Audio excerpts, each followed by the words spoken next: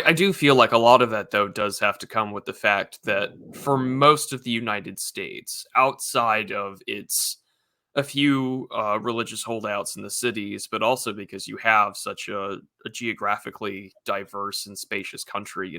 Most of the religious holdouts, of course, are in what gets labeled flyover country, and so I. I'm not surprised when I'm starting to see this big focus in what feels like a rearguard action for individuals ranging from Stephen Wolfe to Rod Dreher trying to outline practical answers to their faith and what needs to be done here in the United States. Whereas, I and again, like you just mentioned before I started recording, like Kuyper speaking in Princeton and things that are old hat to reformed neo Calvinists.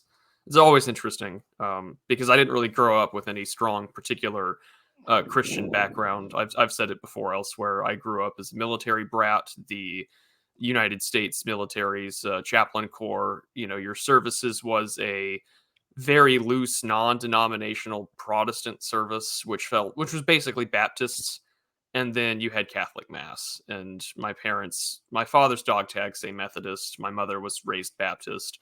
You don't really get much of an option. It was more of a Sunday culture social club rather than the word. So, it's always interesting to me now as an older man or more grown up and entering my late 20s that I'm finally getting the full breadth of the history. And it's always interesting, I think, to see where people get their ideas and where they're coming from with it. I've read the Benedict option, and I think the really only good takeaway from it was if you are a believing Christian that goes to church more than once a week, very rare for a lot of people nowadays to begin with, but at least in regards to the majority of the population, you're already a minority and you need to accept that. Well, exactly. And this is, I think, part of the problem. This is why I wrote the piece. And a few weeks ago, because one of the things I do with my Substack is every time I have an idea, I just pop open my phone and create a title for an article and make 2 or 3 bullet points, whatever's popped in my head, right? And then I'll figure out maybe I'll write something on this later. And so I took a screenshot of that list and put it up on Twitter and said, "Hey, do any of these grab you? Because I can't decide what to write next." And so 3 or 4 people responded, and one guy said, "This really sounds interesting." And so I thought I would, finally pull out the sliver and try to organize my thoughts around it, which turned out to be, I think, almost a 2-week project that was a little bit more difficult than, not that the ideas are particularly complex, but just more or less organizing. And as soon as I would think about one level, then there would be like, "Oh yeah, that's right, you've got to kind of include this," and "Oh yeah, that's right, you got to kind of talk a little bit about that," and then it sort of just it's not really a simple problem. So I took my approach was to sort of begin with, you know what is the Christian community at its heart, right? And we tend to start at the highest level. We have, Christians in America, so you have American Christians, and they're just there in America, and people need to deal with them. And I'm like, well, no, no, no, no, no, no. You have to go back and understand, like, what is the nature of a Christian community, and having recently read through Spengler's, the second volume of Spengler's Decline of the West, one of the points that he makes there, and I think as much as he gets wrong about Christianity because he's not a theologian, on this particular point, he did, I think, really nail it, that the heart of the Christian community is that it is a ghetto nation. It is a people without a home. And I think, the more I thought about that, the more I realized that he's right, and that was intentional in the way that God wanted it. So this combination of being bonded together by the Holy Spirit and being taught how to be a Christian, how to culturally enculturate yourself into Christianity, is through this discipleship process. And then, his note that the way that we conquer is through conversion. I think, well, that's absolutely right. So this is the heart of what we are. We are a ghetto nation. This is essentially Augustine's point at the end of Rome, is that, hey, listen, your hope is not that Rome is going to endure forever. Your hope is in the New Jerusalem. And so he says, if Rome passes away, well, so be it. Rome will pass away, And for the Christian community, like, if America is gone, well, so be it. where our hope is not in America, our hope is in the Christian community. And it's a hard thing for a lot of Americans to grasp just because of the way that the United States was founded, in a sense that a significant bulk of the people came because they wanted to practice their Christian faith free from persecution. They were Protestants who wanted to get away from Catholic persecutions, and so they came to the new country, and so a lot of that gets very tangled up into, like, well, the manifest destiny of this is going to be a holy nation. And then what happens in the process of something like that is you lose track of the heart of what the church is all about, right? So yeah, if you've got a small community and it's a church community, then that you've in a sense got a Christian nation. But as it grows, this creates all kinds of problems, and you can assume that people are just going to naturally be enculturated in the church, but that doesn't necessarily happen. And so one of the things that happens as a society grows more and more Christian is that it's easy to take for granted this discipling process and just assume that because people either grew up in the church or they grew up in a Christian society, that thereby they'll just sort of pick up on how to be a Christian. Well, it's never really worked that way. So you have to kind of go back to the basics and say that Christianity was never really intended to be at its heart, um, a Christian country. We were always supposed to be a ghetto community within the larger society. Now, if you win that battle and you convert a whole society, well, now you have that whole other problem. And so the rest of the piece deals with some of those other issues. But the big issue for the Christian community is not politics per se, but our big issue right now is discipleship. And that's the thing that we're not doing. And so as a result of not doing discipleship, we have all of these people running around being Christian nationalists, going to protests, talking about re-Christianizing the nation. And they have absolutely no clue what they're doing because they don't understand at its heart what it means to be a Christian. And so they're Well, mixing everything up all the time.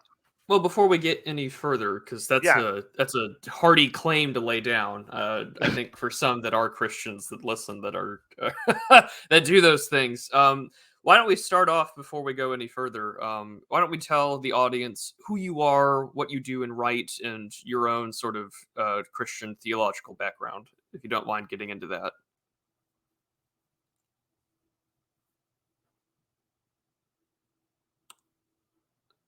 You there, Kruptos?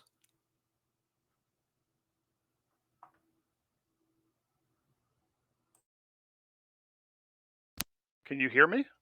Yeah, I can now. You were Okay, muted. yeah. So whatever is the headset, the gaming headset I borrowed from my 16-year-old daughter, just decided to stop working. Okay. No worries. So I missed Uh, I missed that last couple of seconds Um. of what you said. Oh, sure. No, I said before we get any further though, because that's sort of a large claim to throw down. Um. Why don't you introduce yourself, who you are, what you do, and sort of your theological background?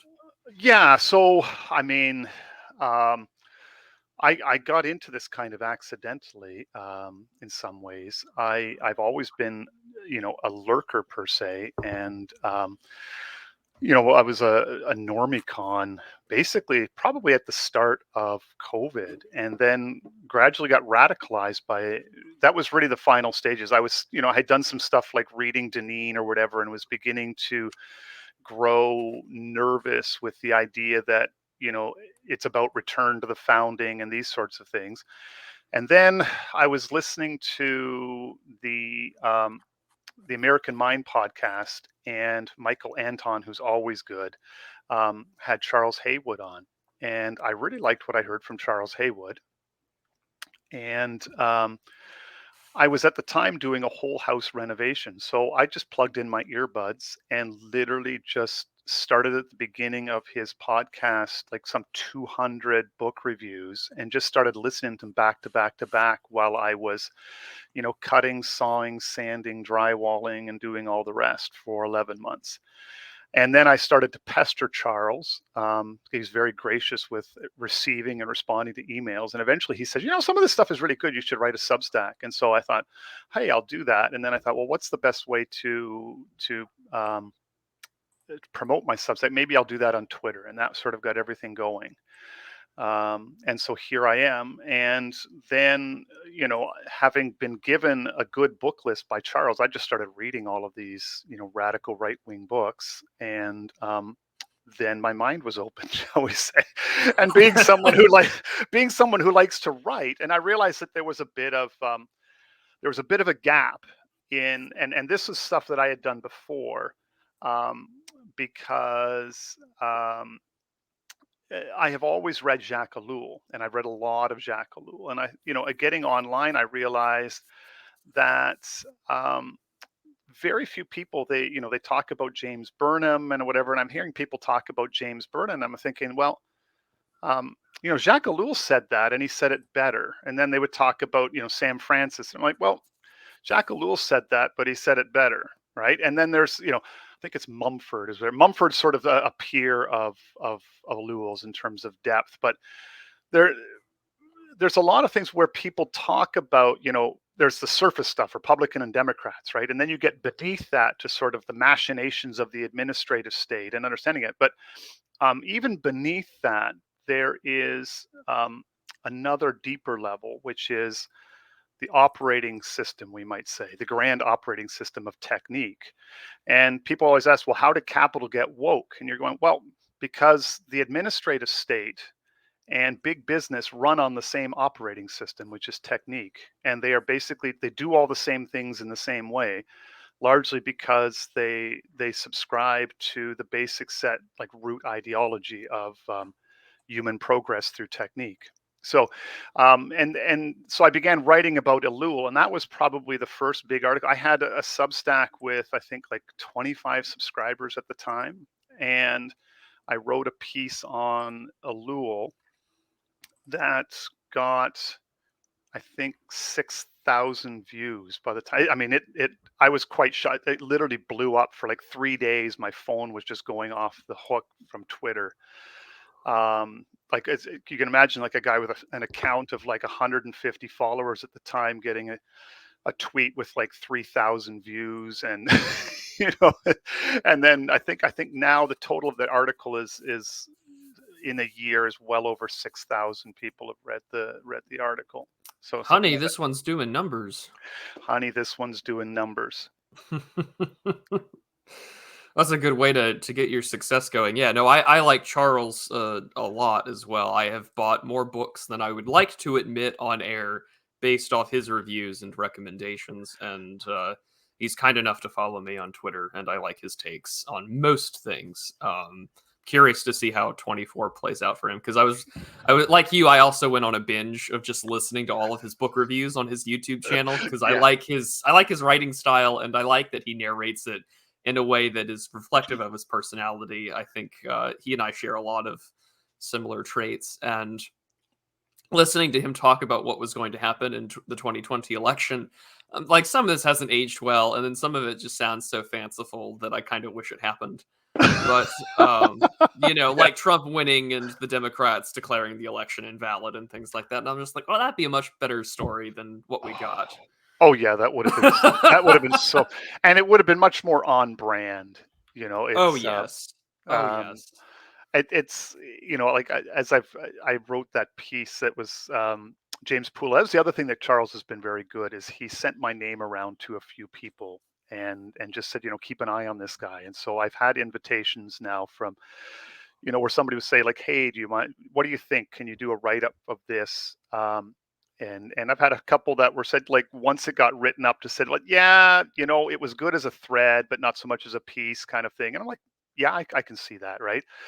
And so I did get one published in the American Mind, and it was based on a conversation I had with a liberal friend of mine, which is always instructive. And trying to remind liberals that this whole idea of election security is it's not simply a Republican thing. I said, you do remember hanging chads, right? And the way that Rush Limbaugh used to make fun of Democrats after, what is it? It was something election syndrome. But anyways, Rush was accusing them of all the Democrats of falling into, like, sort of a post-election despair. and that they Oh needed yeah, therapy. election depression syndrome. Something like that. Yeah, yeah, yeah, yeah, yeah. I mean, I've like Charles and I are the same age, right? So I'm 55. So I've been doing this. I was a young I kid. listened to Rush Limbaugh when he was still alive while I was in college. Oh yeah. I would fit the stereotype of the like young high school kid that dressed nice to argue with people. I am not proud of my past. Well, I have actually I don't regret it, but yeah, that was me. I was that kind of cringe kid that would dress nice and have no problem debating in high school or college about those kind of things. Well, yeah, see, you're fortunate because that's probably better than trying to mimic Don Johnson of Miami Vice. Do you have the white jacket and I everything? had the white jacket, the pastel shirts, and the mesh shoes, and trying to do that in Canada in the winter was always yeah, those were, and the problem is I hated my hair for the longest time because my hair is wavy blonde instead of straight blonde, and I just could not get my hair to look like Don Johnson's hair. And you think back to yourself like, wow, I was really 15 at some point, right? Well, you have the benefit, I guess, of being older and not having too many photographs of yourself out there. So, Oh yeah, that's true. Well, my mom does have them, but that's well, yeah, it's not like it's well, I have all my like personal social media deleted, so all that doesn't exist anymore. But you know, no, and that's the nice thing nowadays about doing a non-account. So although I almost outed somebody just emailed me to point out that a picture I posted had my name in it. I pictured the inside cover of a book and I didn't realize I had my name in it. And I'm like, oh, thank you. I just will delete that. But yeah, so it's I don't really think that I say anything overly too radical. It just sometimes on Twitter, the dynamics of Twitter is like I know with Tinksword, Malcolm, he writes the serious stuff and he says quite like straightforward. He says, Twitter's for shit posting. And that's and I it sometimes just sort of draws you into that sort of the fray of it. And it seems to be conducive to sort of that kind of juvenile sort of discourse. And like most men, I still have an inner 15-year-old who likes to tell dirty jokes in spite of the fact of being a mature, responsible Christian leader in the Christian community. I can just be that 15-year-old boy is still there. And Twitter is a good outlet for it sometimes. So that's why, anonymity is nice for that purpose, but yeah. oh, Beyond that, I don't think in my articles I don't really say anything that like if I look back over all of my articles, there's nothing there that I think would really say, well, oh, that's going to get me fired. You know what I mean?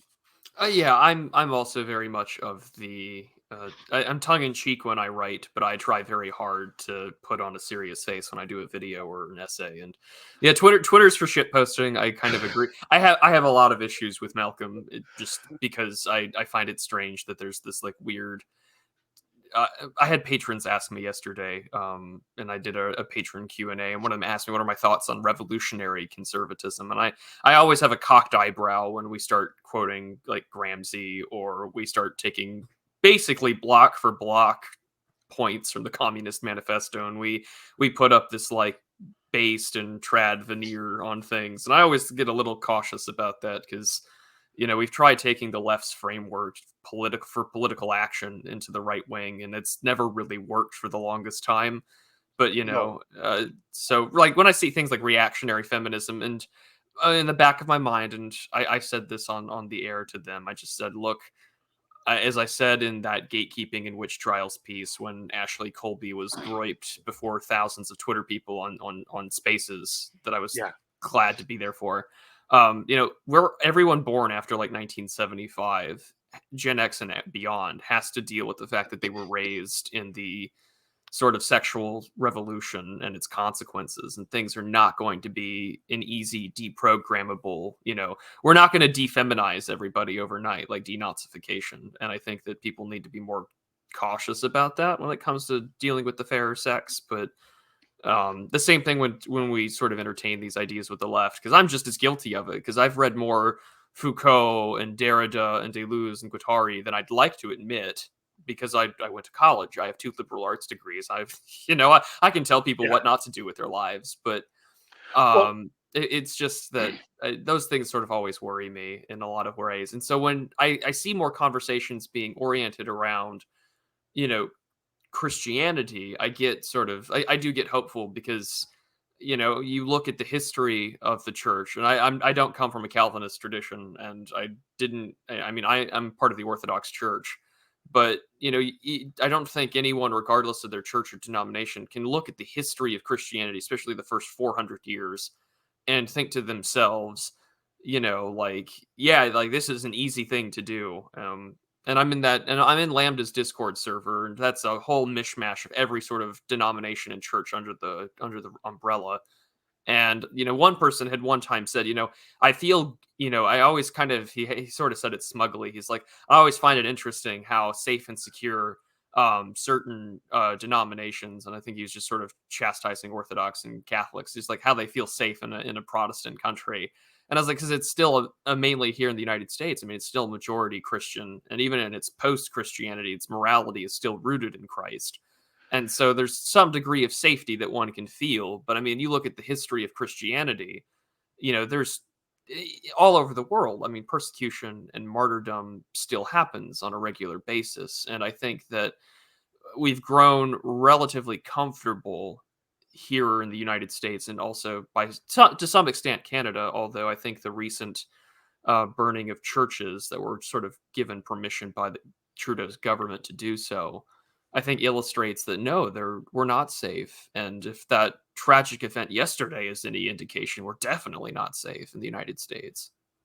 Well, no, I don't know the degree to which, like, when you go into your city square, every business, paints a rainbow sidewalk or crosswalk in front of the things, or right in front of City Hall, all the crosswalks are painted in rainbow colors. I mean, Canada looks like a free nation because you can go to the mall and shop and buy what you want at the mall.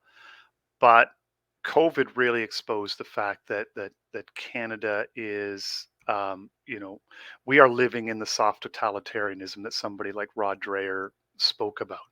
But Hmm. to go back to say the question of someone like Malcolm, like I heard Malcolm on Chris Buzzkirk's show, and when he was still doing his podcast, and which he's now let lapse, because that was a really good, because he brought in a collection of, from the right perspective, real dissident minds. Because I think he thought, the seemed like the intent of the podcast was to get people thinking outside of the box, and listening to Malcolm was really the first time anyone was able to make Marxist analysis make sense to me.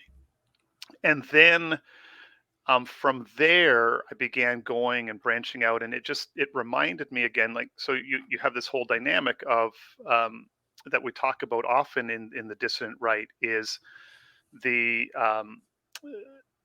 the disaffected leftist or the disaffected regime apologist does not thereby become a conservative, right? And that's the Hmm. one thing that we forget. So Malcolm, although a disaffected Marxist, is not a conservative. And if you press him, on issues like, say, abortion or whatever, the dividing lines, he's very respectful, but he is not one of us. And that's fine, but you can learn a lot from him. And there's a lot of times his analysis is bang on. Like, my grounding is in philosophy and specifically hermeneutics. So you it's disingenuous. Like, I hear a lot of people talking about things like, universal truths and absolutes, and I'm like, people, like, that you are like 200 years behind in the debate.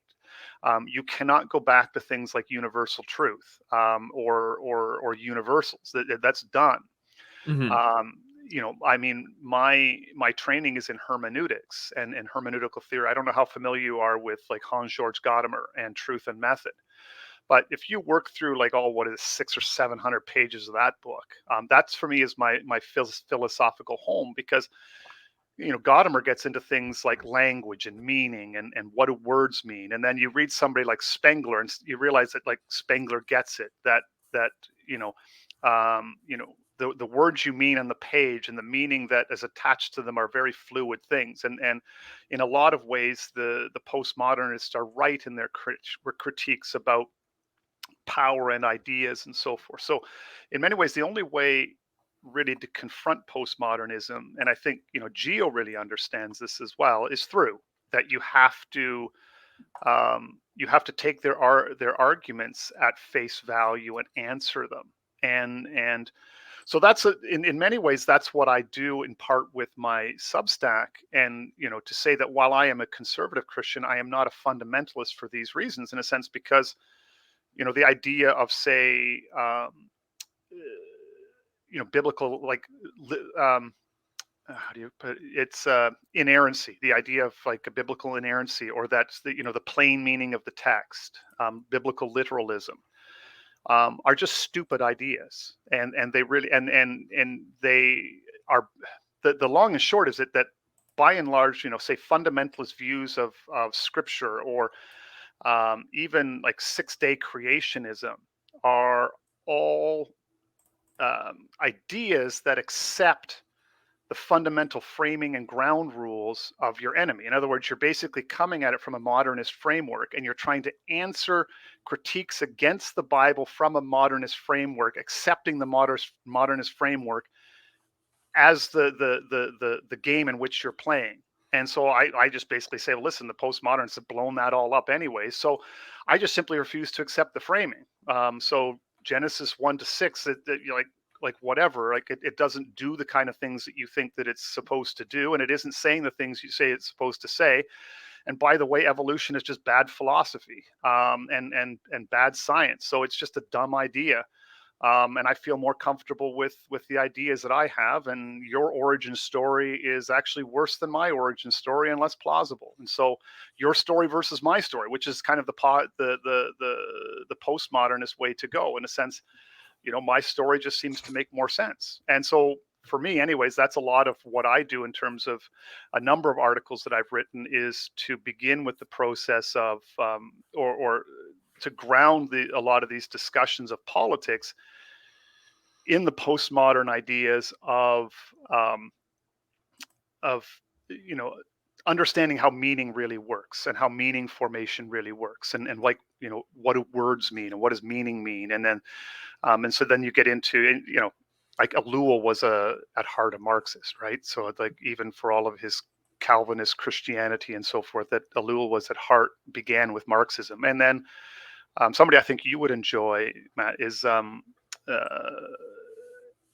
Del Noce, because Del Noce does, like Malcolm, he takes Marxism very seriously, and then argues that the response to modernity, to the death of God, that you see in both Marxism and fascism, is not an either or, but there is a third alternative, is to say that no, God is not dead, and there's a living tradition within the Christian community. And that's really where I put my stand on, say that no, That's God in is the not. Crisis of Modernity, right? Yes, Okay, yeah, that's right. Yeah, I have a copy of that. I have not you read it should, since college. I need yeah, to that reread it, apparently. Augusto Del Noce. Yeah, that's right. And you should read that book. And yeah, Carlos Lancelotti has done an amazing job of in translating those works, because it gives you a frank. Because the other big issue in there that he talks about, and this is one that that's really pressed upon me since reading this book, and something that had been kind of in the background, but you really didn't have the language for it, is that you saw this in COVID, is that one of the crises of our era is a crisis of authority. So this whole notion of trust the science, right? Well, what they mean by trust the science is trust the expert. Um, and well, why does the expert have authority? And then you look at, like, say, a book like Scripture, right? And there's all the challenges, for example, to Jesus. Well, what gives you the authority to say, under whose authority are you operating? How can you, under whose authority are you criticizing us religious leaders? Why, who gives you the authority to say that? And then you look at it and you realize that a lot of our Christian faith is based, okay, on the authority of Jesus, but also a significant portion of it is based on Paul's encounter of Jesus on the road to Damascus. So you accept the authority of Paul because, well, I believe that he's a true account of who Jesus is. But ultimately, when it bore down to it, it comes down to, I believe that Paul saw Jesus on the road to Damascus, and that gives him the authority to speak to me. And we don't want to confront this reality. So what gives Dr.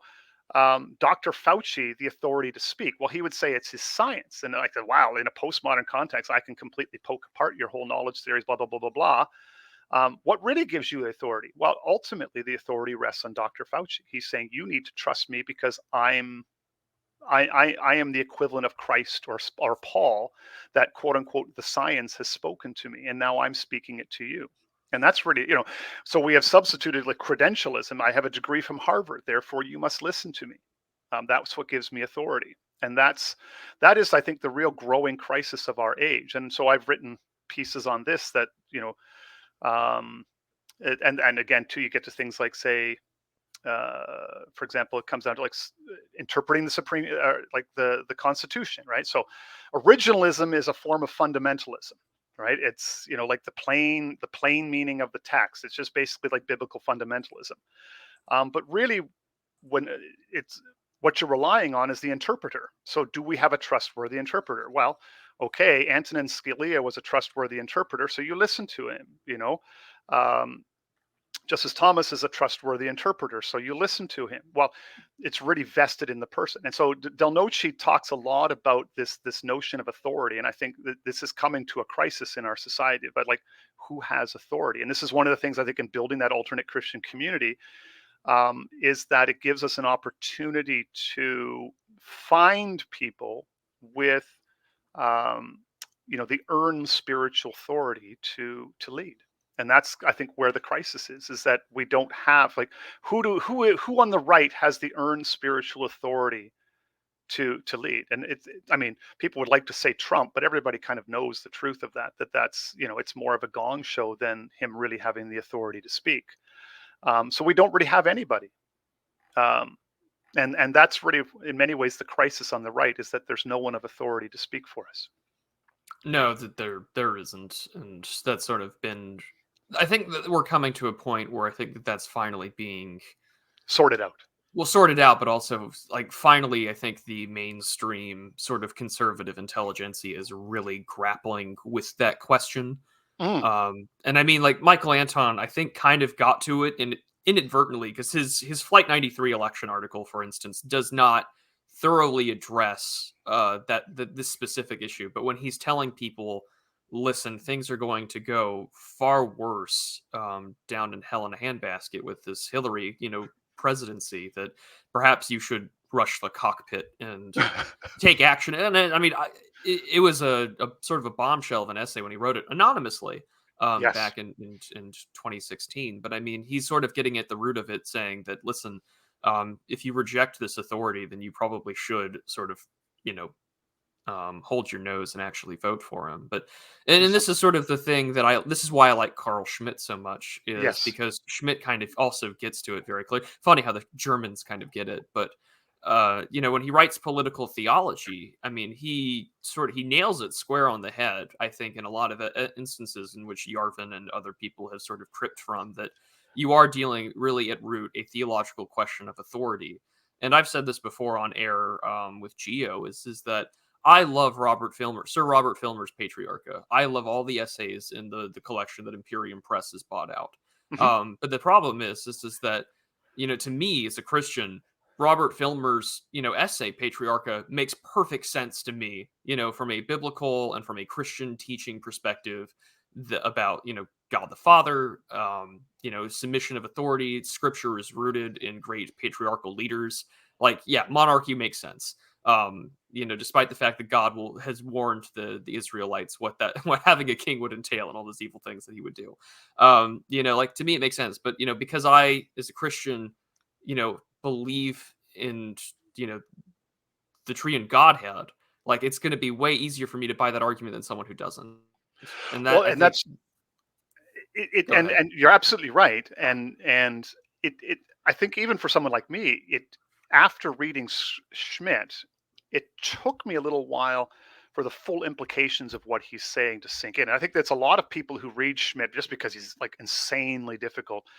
Most will pick up on a few things, oh, friend enemy distinction, and the idea of sovereignty and a few other like key tidbits, and not really understand, because Schmidt was often saying things to polite society in ways that polite society wants to hear them, but the things themselves are um, much deeper and much more piercing, and in a sense attack and undermine the current way that polite society was acting. Because this idea that, and in Schmidt, that, and the reason why it's called political theology, he calls law a miracle, which is, at first it didn't quite, like, what it was hard to kind of grasp what he's meaning. But then when you think about this issue of authority, and what Schmidt is saying is that the person of the king, now whether it's an actual theophany or not, what Schmidt is saying is that when the king says this is the law, it is the functional equivalent of Paul meeting Jesus on the road to Damascus. And this is that old German idea of sort of the magic blood of the chieftain, right? So there Mhm. was something special, charisma, there was something special in the chief. So the king has this role. So they are subject to God, who is sovereign. They're his visible representative here on earth. But then when the king speaks law, he's speaking as if God is speaking. So there is this miracle. So you ask, well, where does law come from? It comes from God through the miraculous voice of the king. And you're like, and that's really what Schmidt is saying. And he says, we have lost that in society, because you see, now we have this closed system of rationality, but law doesn't come from anywhere. It's not grounded in anything. And he says eventually there's going to come a point where law has to be grounded. And the only place, and once you've understood with postmoderns, there is no certainty in knowledge. There is no certain knowledge. And this is the thing that people have to grapple with, and conservatives have to grapple with. There is no certain knowledge. And I hate to break it to you. Like, you can talk about universal truths till you're blue in the face, but they're always instantiated in a historically bound situation. So even though you can, even talking about a historical or a universal is talking about it within a historical situation. And you can play word games or whatever and say, well, there's, say things, there is no such thing as universal truth. Well, I just made a universal statement. Well, okay, yes. But at a certain point in time, God can make a stone that he can't lift. We can do all kinds of language games. But when you look at the nuts and bolts of language, eventually it comes down to the fact, um, where is authority? And this is what Schmidt eventually realized, is that once you put to death the old order with the miracle of law, the only option you have left is the dictator, because you don't have the spirituality that underlie and gave foundation to the king speaking as a miracle. So now all you have is the will to power in the dictator, which was sort of that hyper realistic sort of view from of like realpolitik of Schmidt. But I think, and this is again why I'm a big supporter of building an alternate Christian community, the ghetto community, is that at least initially, while you're small, it gives you the space to reestablish this connection with true authority, to find people who do actually speak the miracle of law. And this is people are very, very uncomfortable with this. And this is the reason why the regime wants to destroy the Christian church, because they do not want the active voice of God, the miracle of law, speaking to them. And people don't really get this, but this is really and that's what the one thing that Del Noce does really understand, is that it is ultimately, he doesn't just say the transcendent, he actually mentions the S word, the supernatural. And he Mhm. realizes that there has to be a supernatural component to this. It can't be kind of an abstract theological, the academic kind of understanding of the transcendent. He says it actually has to be a real connection with God, with and this is your supernatural grounding of society. And it's still in a person who connects with the person who speaks the word of God, the recognized prophet or the king or whatever. But sooner or later, somebody must ground their words either in their own power or then in that, you trust in a sense of like, yes, Paul really did meet Jesus on the road, and thus his words are trustworthy, the miracle of scripture and pronouncement. Because even Paul recognizes it. He'll say, I think there's that one section, he says, on this issue, I don't have any specific word from the Lord, but using my own judgment, here's what I have to say. And you're Yeah, like, oh, he's done that. I think that you can find that in yeah, Corinthians, I think it is. Corinthians, and I think it's also in Thessalonians. Yeah, Uh, and you're like, oh, that, and what, when you think about it, okay, that's really interesting. But then when you understand this notion of God speaking through the leader, all of a sudden that makes sense. In a sense, yeah, I don't have a specific word on this, but as a trustworthy, as the man who has the earned spiritual authority to speak, here's what I say. well, And you're like, that and in Galatians, he makes it very clear that he has spent a considerable length of time with Peter and yes, Mark. absolutely, yeah, yeah. Well, and that the apostles approve of what he's saying. Yeah, That exactly. exactly. And I That I'm mean, not standing and that alone. he has the authority or the trustworthiness enough to even rebuke Peter on the issue of, you're focusing so much time trying to convert the Jews. Like, we still have this spirit of adoption thing with the Gentiles that we need to take care of. Yeah.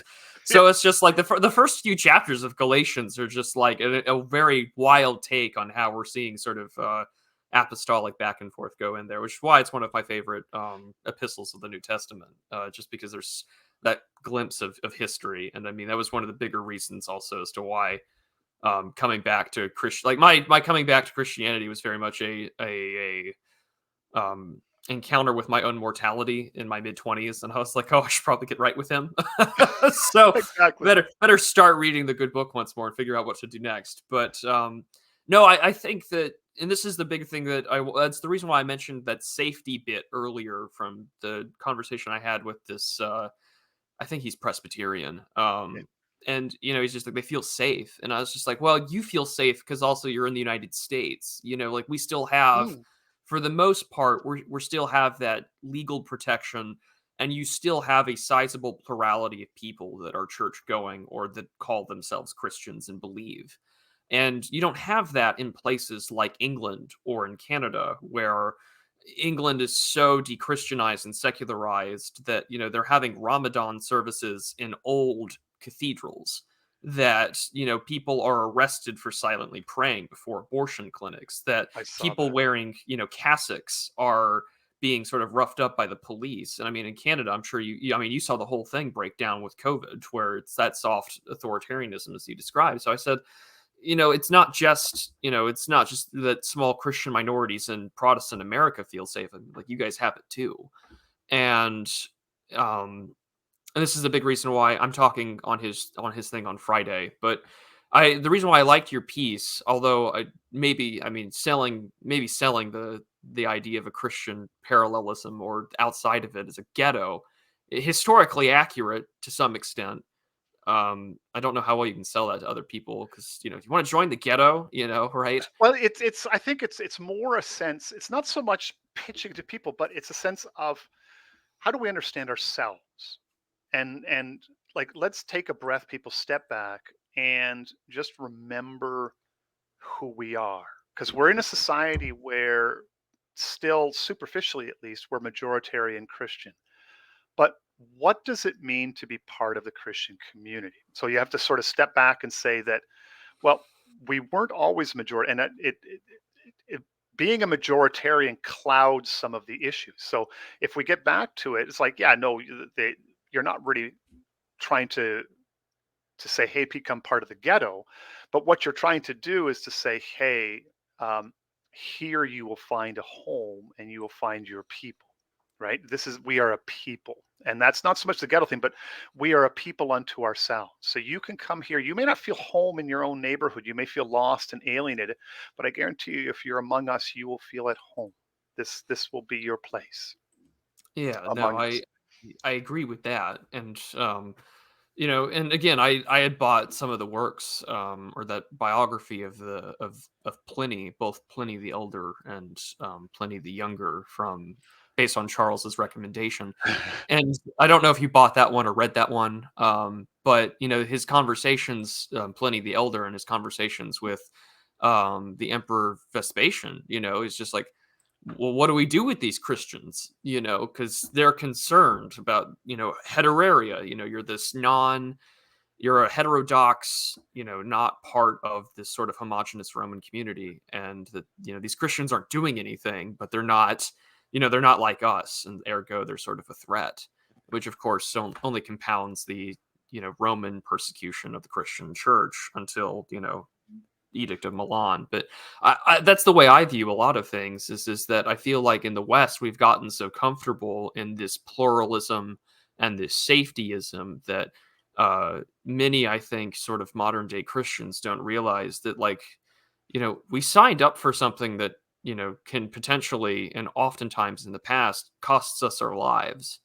And we are to look for a kingdom that's not on this earth. And I'm glad that you had wrote that within your own um in your own text, about John 15:19. If you belong to the world, it would love you as its own. As it is, you do not belong to the world, but I have chosen you out of the world, and that is why the world hates you. It's you. um in the same way, right, he sort of kind of makes it clear on the Sermon on the Mount, blessed are you when they revile and persecute you and say all manner of evil falsely against you for my sake. It's just like he's letting you know, Yeah, the take Lord up is your letting cross you and follow know, me. take up your cross and follow me, and what that will endure. I mean, all but John are martyred of the original 12, and Yeah, there is a laundry list of martyrs that are venerated and celebrated throughout the church. And it's just, I feel like, to me, like, that's what you sign up for in this yeah, belief, and to serve God. And I think that that's a very tall order for a lot of, I think, living in sort of a secular post-Christian West, that's what you're going to have to endure. And it's one of the big reasons why I wanted to talk to you, is because I'm talking about this again on Friday, and I have more points to discuss. But sure. I like your work, and I was just like, I wanted to discuss this with you because you put out this essay, like, I'm not a Christian nationalist, and I haven't read Wolf's book. I have a copy. I have not read it yet. I read the Andrew Torba, Andrew Isker case for Christian nationalism, which was Yeah. just meant for, I think, evangelical boomer cons and woke Oh, scold this moms. some of the stuff is. I read some of the previews, and it's just it's It's so cringeworthy that it's almost not because it's serious. because it's not for us. Well, Yeah, maybe it isn't. you, because you had explained. I think you had said, and I don't know if this is. You said you were like a pastor for some time. I was, yes. Okay, so I'd imagine maybe it might apply to you to some extent, but to me, I was reading this and I was thinking to myself, this is maybe for my grandmother or a Yeah. Gen X married woman that wants to ensure that, like, we're not having the pastor celebrate abortion or whatever. Like, this is more for their gab reading Christian, audience than, say, myself. But Yeah. I think that some of the things that were in there were, I think, relatively practical and sort of a low church environment. So I Mm. can't bash it too much. Plus, I'm not in a low church environment, so perhaps what they're suggesting would work for the cowboy church down the road from where I live, rather than my parish. Well, see, here's the thing, though, too, right? Like, and this is why you make that I made that point in the essay, is that it's easy to get wrapped up in secular political discourse, right? And you get talking about the man of destiny or whatever, and like and you think to yourself, wait a minute, I'm a Christian. The man of destiny has already come, you know, and so we as Christians are not, and this is like Augustine reminds us, we as Christians are running on a different history track than the rest of you. We are part of God's history, and so we're not part. Now, that being said, when it comes to, I really do think that sooner or later the regime is really going to figure out that the Christian community really is the threat, and they're going to stop trying to just undermine it through sex and sexuality. That hard persecution is likely in some form going to come. Um, and so maybe it'll be thrust upon believers, right? But I'm not opposed to the idea of Christians conscious of their identity as a separate community gathering together. I mean, I even, as I say in the essay, that you're not an American Christian, you are a Christian who lives in America. And that's, I think, that a lot of people get lost in this. But as a Christian who lives in America, you are still under that umbrella. So you do have interests. And this is the kind of thing where like somebody like a Lowell, his kind of realism is very valuable. So in that realistic perspective, one of the necessary things that you might have to do as a Christian community under the larger umbrella of the GAE is recognize that we as a church have certain interests, and it might be incumbent upon us to band together as a people to have our interests represented in the public sphere. So I'm not opposed to the idea of, say, like the old school, a Christian Democrat Party or something like that. You know what I mean? Or like, I wish they wouldn't use a term, but a Christian nationalist party. But the Well, danger, the Germans kind of have they have yeah. sort of the first dibs on Christian Democratic Union, although there's nothing Christian about Well, that party at all. if you get into it though, and you have to take somebody like a Lowell very seriously, he says, because the necessities of politics will have an inherently corrupting effect on your faith. So either you will end up looking like a hypocrite or you will be ineffectual, one of the two. He says those are really your only two options because the exigencies of politics demand um, will demand that you compromise your faith to realize that. And that's why understanding the heart of who we are is so important, because if you just run pell-mell into this notion of Christian nationalism or Christian politics without understanding the essence of who we are as a separate Christian community, you will essentially just corrupt and destroy the Christian community as a whole because of your politics. Because you basically open the door and become, you stop being a church and you become a political entity, and in which case you thrust the church into that kind of Machiavellian world that Ellul talks about in The Illusion of Politics. Is that so? All of the exigencies of politics will press themselves upon the church, and you will find yourself very quickly compromised and rendered ineffectual. I mean, this is one of the reasons why the old guard republicanism is so dead, is because they try to do this honorable Queensberry rules politics. Well, they just look like ineffective buffoons. They look like Because, beautiful losers, as it's been exactly. described. Yeah. Because they won't do the hard things necessary. So if somebody says to you, well, Pastor, I would like to get into politics, I feel God's leading me into politics, the first thing I said, well, do you know what you're getting into? Because you are going to you will imperil your salvation by doing so. And you have to very much realize that this business of politics is going to, by necessity, will corrupt you. And this is why I think, in a healthy, flourishing society, having two separate institutions, the political and the religious, the church, are very potent function, because they work hand in hand. The politician is free then to do the things that are necessary, but having done them, the politician also has a means of restoration in the church, that he can come, like Henry IV, and kneel at the foot of the church and receive absolution for his necessary sins. Both realize that it's a formality, that he had to do what he had to do, but under grace, he is also forgiven because he's dealing with a sinful world. So the violence, deceit, and whatever not that he was forced to do to be king can thus also fall under God's grace. But don't try to convince God that what you're doing is a good thing. And that's, I think, what a lot of Christians don't understand, is that, okay, Christians in politics, but you're not fooling anybody. Just don't try to convince God that what you're doing is a good thing. It may be necessary, but it's not good. It's the lesser of two evils.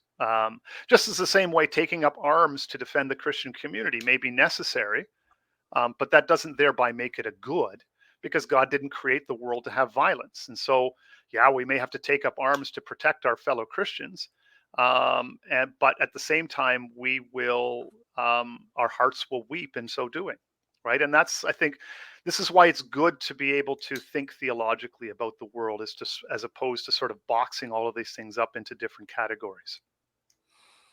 Yeah, no, I do agree with that, because one of my favorite texts outside of scripture, and Lord knows I have plenty of texts to read in respects to Christianity, but one of my favorite books has been on Christian ethics from, at least in the Orthodox tradition, Saint Basil the Great.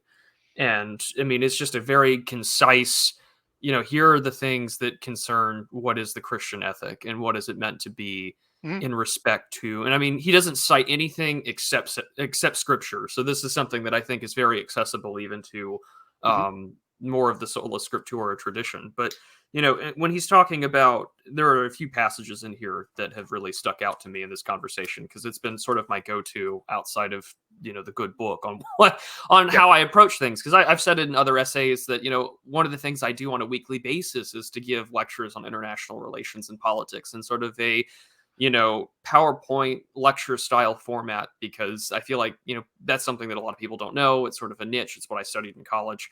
But I always tell myself, and I've said it in multiple pieces, I said, I keep James 3 in my mind at all times when I do this stuff online, because people ask you for advice. People want your take and opinion on things. And I'm like, well, teachers are judged more strictly. And, I keep that in the back of my head at all times. Cause it's just like, well, I'm not a big I don't have a big following. I have like 14,000 people follow me on Twitter. Like that's still of an order of magnitude beyond Dunbar's number. And that to me is sort of like I should keep that in the back of my head at all times when people ask for my Mhm. opinion. That's why I like Twitter. Like that's why I'm always so torn. 'Cause I'm like, I want to shit post, but at the same time, I know. I want to give people the best honest take I can on things. But like it's so Yes. easy to post like the apostaya calling somebody, retarded or something. Like the temptation is there. But this is the thing though too. Like I think that you know, um, Geo is really good about because you know, and others. I mean, I've said it too. But one of the thing about meme culture is that it it really breaks through a lot of the noise. Like I can write a 20-page or a 20-post thread about something, and it could be great. But if you get the right image with a quick one-liner, like 5 words, some of the biggest tweets I've had are, an image that I saw or like a screenshot of somebody else's tweets, and you just like some little arch ironic offhand comment. I just sort of threw it out there, and then like, oh, that got 100,000 views. Oh, that's interesting. And you're just like, and so it's I think there is again like we were talking about this recognition that um, sometimes Twitter will make you feel dirty, but again, breaking through the propaganda fog of the regime sometimes means that there has to be a few dead bodies stacked up, and and sometimes it means that in a polite gathering, I would never be that unkind. Um, Oh, of course. right now, And I you I I, I agree with you. I mean, you get a couple of buddies with me with a few beers in us in a situation where no, not going to be overheard. That may be a different story. And in my work, I get out to meet a lot of people who are very cautious about their politics, and then they.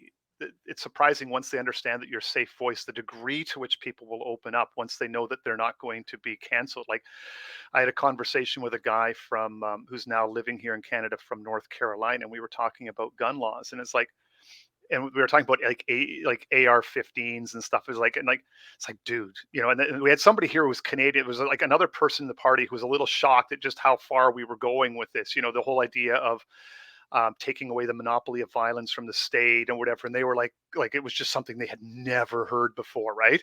And I said, I said, I don't want to buy a rifle or an AR-15. I said, here in Canada, I said, I want to conceal carry. And the other guy from North Carolina, he was just like pointing me like right in the eye. I said, that's it. He says, that's when you know that you have Second Amendment rights, And so in a private space in Canada, like you can't say that in public, oh Like, yeah, heavens, I no. want to walk around with a gun all the time. I don't want to use the thing. I just want to walk around with a Glock on my hip, and I mean, that's I how we walk around with a gun on my hip when I go out, so it's just you like know, I that's how take you I know. take that for granted so Yeah, often. and I'm just like I have it in my car. I have a gun in my car. I have a gun on me usually when I'm out in the town or if I'm out in the I woods know. doing what. I was just like I don't think about it, and then I like listen to you guys, and I'm like I thank God every day for what I have on my hip. Well, and Um, that's exactly it, right? And it's like I know that the state, I might die trying, but I know that the state does not have a monopoly on violence because I carry a like my wife is totally shocked by these kind of things because But I can yeah. see why she's so concerned about you doing these things. Well, that's exactly it, right? So it's yeah, and the other thing is too, like if I'm down here in my office talking, she has to listen to me, right? She can hear me through the door or whatever, and it's just I get going and I got a big voice and it carries, and and it's just like so the whole house has to listen to me ranting about just going off on this, that, or the other thing. So yeah, there you go. Well, good. But like you said, there's some tactical ways or practical or even dare I say pragmatic ways to approach things. I mean even in Jesus's ministry, there had been multiple times where he would go to a town and preach the gospel, and they'd be so like taken with fear, and he'd leave. Or Yeah. where is it where I think it's in like Matthew 12, where it's just like the Pharisees went out to go and destroy him, and so Jesus is just like, "All right, I'm out of here," you know. And I mean, he tells us that also earlier in the Gospel of Matthew. Just when they persecute you in one town, flee to another. And I mean, they do this in Acts and throughout most of, I mean, all of the Old New Testament. And it's just, I I feel as if I mean we talk I mean it's such a built-in sort of tradition for Americans has always been to like when stuff gets rough you just pick up and go somewhere. Exit has always been an option. And I mean that's a big reason why I think for the regime of either my country or yours, there's always been that adamant focus about, well, if we can limit exit, if we can make things unaffordable, if we can make things impossible for you to leave, then like you don't have that option. You No. can't have that rear guard action or that redoubt. And I've said other places that we're going to enter a position, I think, in regards to the faith that it will be like those early days where, Hmm. I mean, like it will be urban and you're going to have to be very careful and things like Yep. that. I mean, there's a church down not too far from me it's a college it's based on one of the big college towns in Dallas. And in that giant sort of mega city. It's getting close to the megapolis, as Spengler would describe it. But and the road infrastructure for Dallas is made for like a million people, like less than who it actually lives there. So you get the millions must die meme in the back of your head every time you're driving down the road, um, looking like the chud jack that some people do.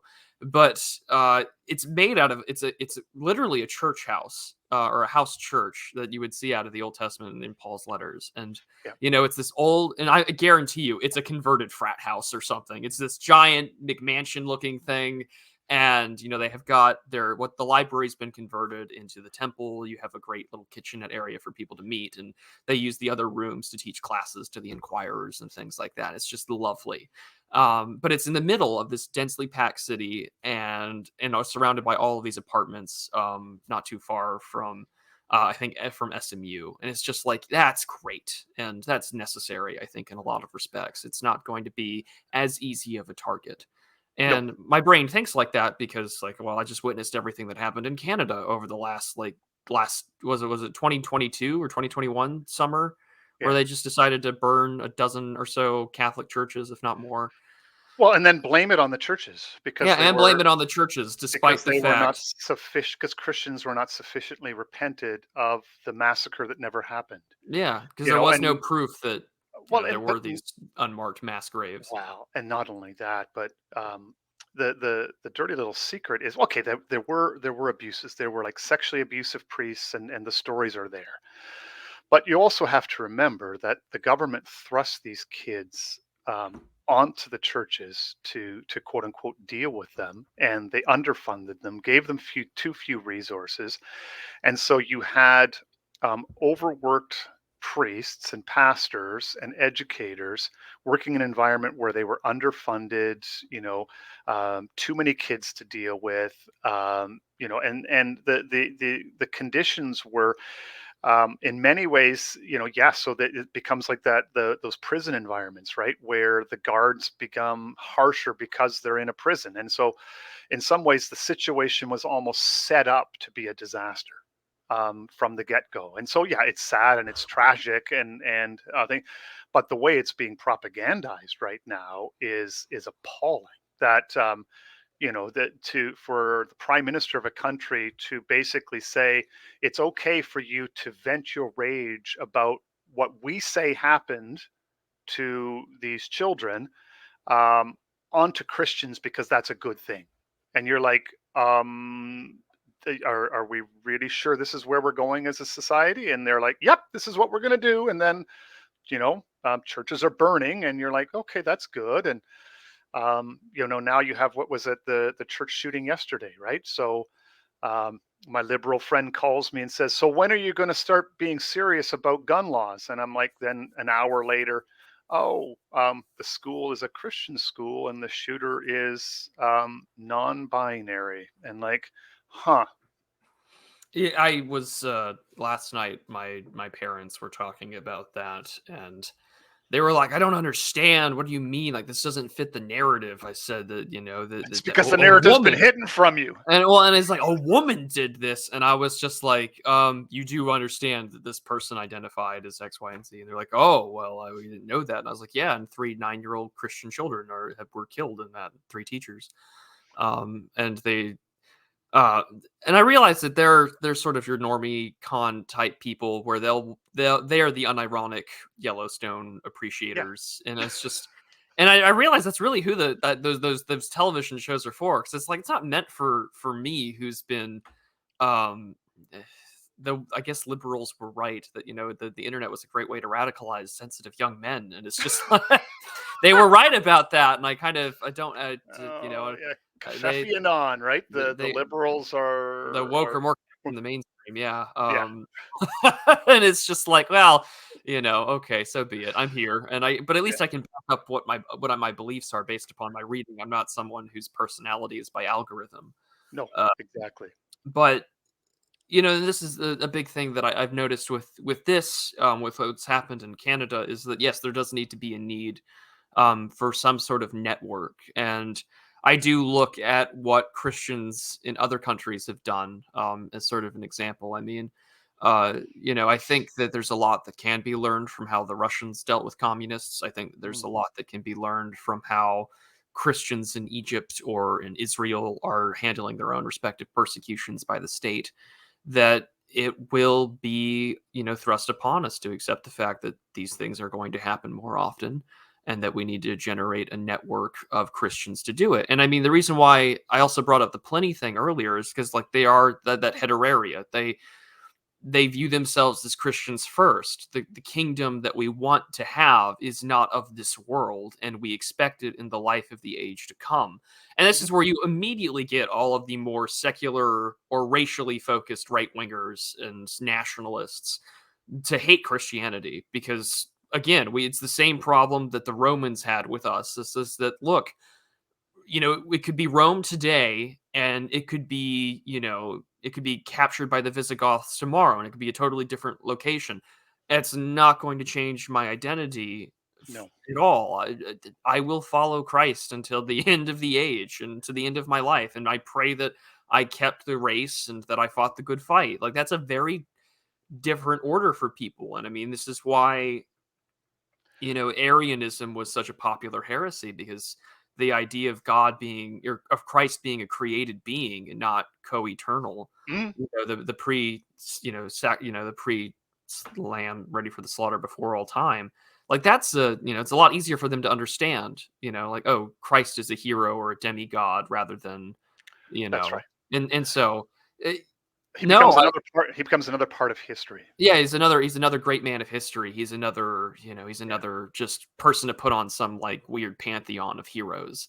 Whereas no, like this is the Son of God, part of the Trinity, this mystical being that we have spent 2,000 years trying to understand both apophatically and cataphatically, Yes. that we've only yet to really begin to do so, and very few of us really do. And like that's a tall order for anybody to understand. In the same way that there's a friend that I like to have dinner with who is a traditionalist Hindu. And Mm. I don't know anything about Hinduism, and I rely on him to explain it to me. And like to me, um, the more he explains it, the more it's very easy to put the pieces where they are in this like pantheon of how the Vedic texts work, how their Sure. faith system operates. And I'm like, that's a lot easier to understand than what I've been called to follow. And Mhm. it's not to denigrate Hindus. As Paul says in Acts, like I preach Christ crucified. I'm not here to blaspheme against other gods. But I do think that that's something that, and this isn't the first time that this conversation's been had. I think that No. Lambda covered it quite well, where he's just like, there are going to be parts where sort of quote unquote like these right wing dissident right nationalist types and Christians can get along, but then there are other places where Christians will say we can't go all the way. Yeah. And so like we can have odd bedfellows in politics. Hmm. That happens all the time throughout the history of any sort of Sure. political system. But I think that if you do really believe that, you're going to come across the fact where there's going to be people that you consider political allies that will one day hate you. Hmm. And I think that they need to come to terms with that. And that's been the sobering sort of this has been thoughts in my head for like the last 6 months. And I don't talk nearly enough about religion on my channel because most of my audience are probably majority Christian. Others are not because I do Yeah. have odd bedfellows politically. But Well, yeah, and I mean, yeah. they make for interesting conversation. But this is, again, one of the values of Jordan Peterson is he introduced me to Mircea Eliade. And Eliade reminded me of something that, again, these commonplaces that you don't really think about, but um, eh, Christians have a different view of history than than the regular Western world. Because in the Western world, especially since the rise of humanism, you've placed humanity at the center of history, right? So the great man and great men. But for us, our history is the story of creation, fall, redemption in Christ, and the second coming, and that's our history. And so I think it's watching the political landscape, and you're seeing the normie cons, the secular Republicans or secular conservatives. You're seeing the Nietzsche boys and like a whole bunch of like, so there's this whole broad spectrum of dissent, the IDW crowd or whatever. But if you pay attention to say somebody like Augusto Del Noce, that when push comes to shove, the real enemy of the regime is the Christian who believes in a transcendent supernatural God, because that is a different source of authority. And then we have not reached the point yet where those battle lines have become so clarified, and the persecution. But my thought is that over time, all of those secular quote unquote allies will fall away as the battle lines get more and more intense, and it will be a thing that at its heart is Christian in the end. And so, and I think Christians need to get ready because the handwriting is on the wall. It's coming. When crazy people can go in and shoot up a Christian school and the regime apologizes for them, that the discourse is changing and that moves are afoot. Um, and this is kind of the moment where we're at. And so Christians have seen empires come and go, cultures be born and died, and we're still here. And until Christ comes, we're going to continue to be here, and all the tools have been given to us to continue. We can repent and believe, embrace the Spirit of God, and disciple one another in the ways of the Lord. And if we get back to that basic, the rest begins to flow outward from there. Yeah. I And maybe I'm speaking as a pastor now. No, no, This no, is no. a But I mean, pastor, but that's kind of those are the important things I think people do need to hear. And I don't think that message at all is one that is for a specific church or denomination. Like, no. look, I mean, and the same thing with churches, right? In terms of belief, there is a church in Dallas, and I only know it exists because I saw a billboard for it. But it was called the Relevant Church, Yes, and I heard about this one. and it just made me laugh because I was just thinking to myself, well, the church has always been relevant, like, but you're trying to appeal to this generation, and I get it. But on one hand, like, I know that church won't be around when push comes to shove, Likely not. No, likely not, right? And so, no. It's um, it's a difference between the seeker church and the finder church, right? So This is part of the thing with church discipline, is that the unfortunate thing is that you draw a boundary between who's in and who's out, right? And if you look at the teachings of Jesus, he was very counterintuitive. Like, he often would say, like, well, why do you speak to them in parables? Well, so that they don't understand. And if you were to get up in a secret church and say, well, you know what? I don't want any of you to understand what the message is. They would look at you like you are crazy, right? And but yet at the same time, that's, it's the pearl of great price. So there has to be, in a sense, a desire to seek it. And Jesus, people come to say, like, I want to follow you, Lord. And he says, yeah, go home. You don't really want to follow me. It's just like Let the, the dead bury their own dead. yeah, the foxes have holes and whatever. The Son of Man has no hole. You know what I mean? And you're like, dude, how do you build a church this way? And like, oh, those who want to find me will find me. And you're like, but then you realize that the gospel is running on a whole different set of values. And in many ways, that part of the problem with the Christian church in North America is that we have embraced corporatism and managerialism in our churches. And so we're trying to grow organizations, and we're trying to sell the gospel instead of disciple believers. And it really does show me. It's like even my own church is very much affected by it. But I'm still thankful and grateful that, as stressed as our fellowships are now, part of it is ethnicity, but we came here to North America as immigrants, and we have remained. Partly it is the Dutch Calvinism, partly it is the immigrant. But eventually you kind of acclimatize yourself to the, like, if you go into Iowa, most quote unquote Dutch Reform people, they consider themselves Americans. I mean, they all have Dutch names, but they don't really think of, I mean, partly maybe they do a little bit, but they've been there since the 1850s. You know what I mean? Yeah. But they are still a distinct community, and it's built around their church faith. And you go out to, like, rural Iowa, and it's a different place out there. And so even for me, we made the mistake in many ways of saying, well, because of this drive to convert, that the basis of we conquer through conversion. Wow, we need to get rid of the Dutch language, we need to get rid of Dutch hymns, we need to, like, people got to stop thinking of us as the Dutch church or the Dutch school. And so we've worked very hard to get rid of a lot of these. But at the same time, as soon as you do that, you also get rid of the things that protect you from being, um, fully immanentized, as Del Noce says, of the gospel sort of being emptied, right? So I think, though, if push comes to shove, I know that if persecutions hit, that like 75 to 80% of the people that I know are of Dutch Christian Reformed extraction, right?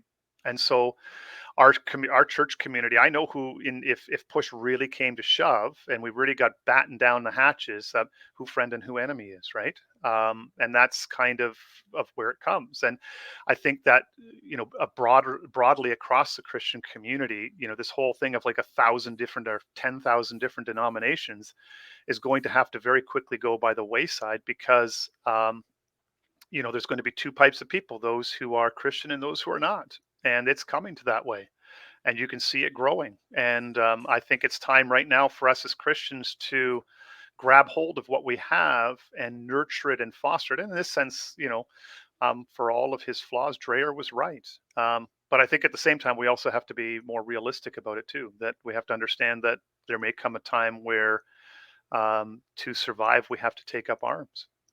And that's, yeah, that's probably, if you had talked to me 5 years ago before COVID, like, and I was still, that thought would have never happened, never occurred to me. But now we're here, and this is the moment that we're in. Yeah, and this is the thing that has been in our minds a lot down here, I think, but in our church as well, but also just in conversations I have with other Christians all over, whether you're battling the spirit of the age in regards to the political machinations, and it's very funny because I have friends that are like very traditional high church, they're church going Anglicans, and they're distraught over what has happened with the Archbishop of Canterbury and what the Synod has done in England.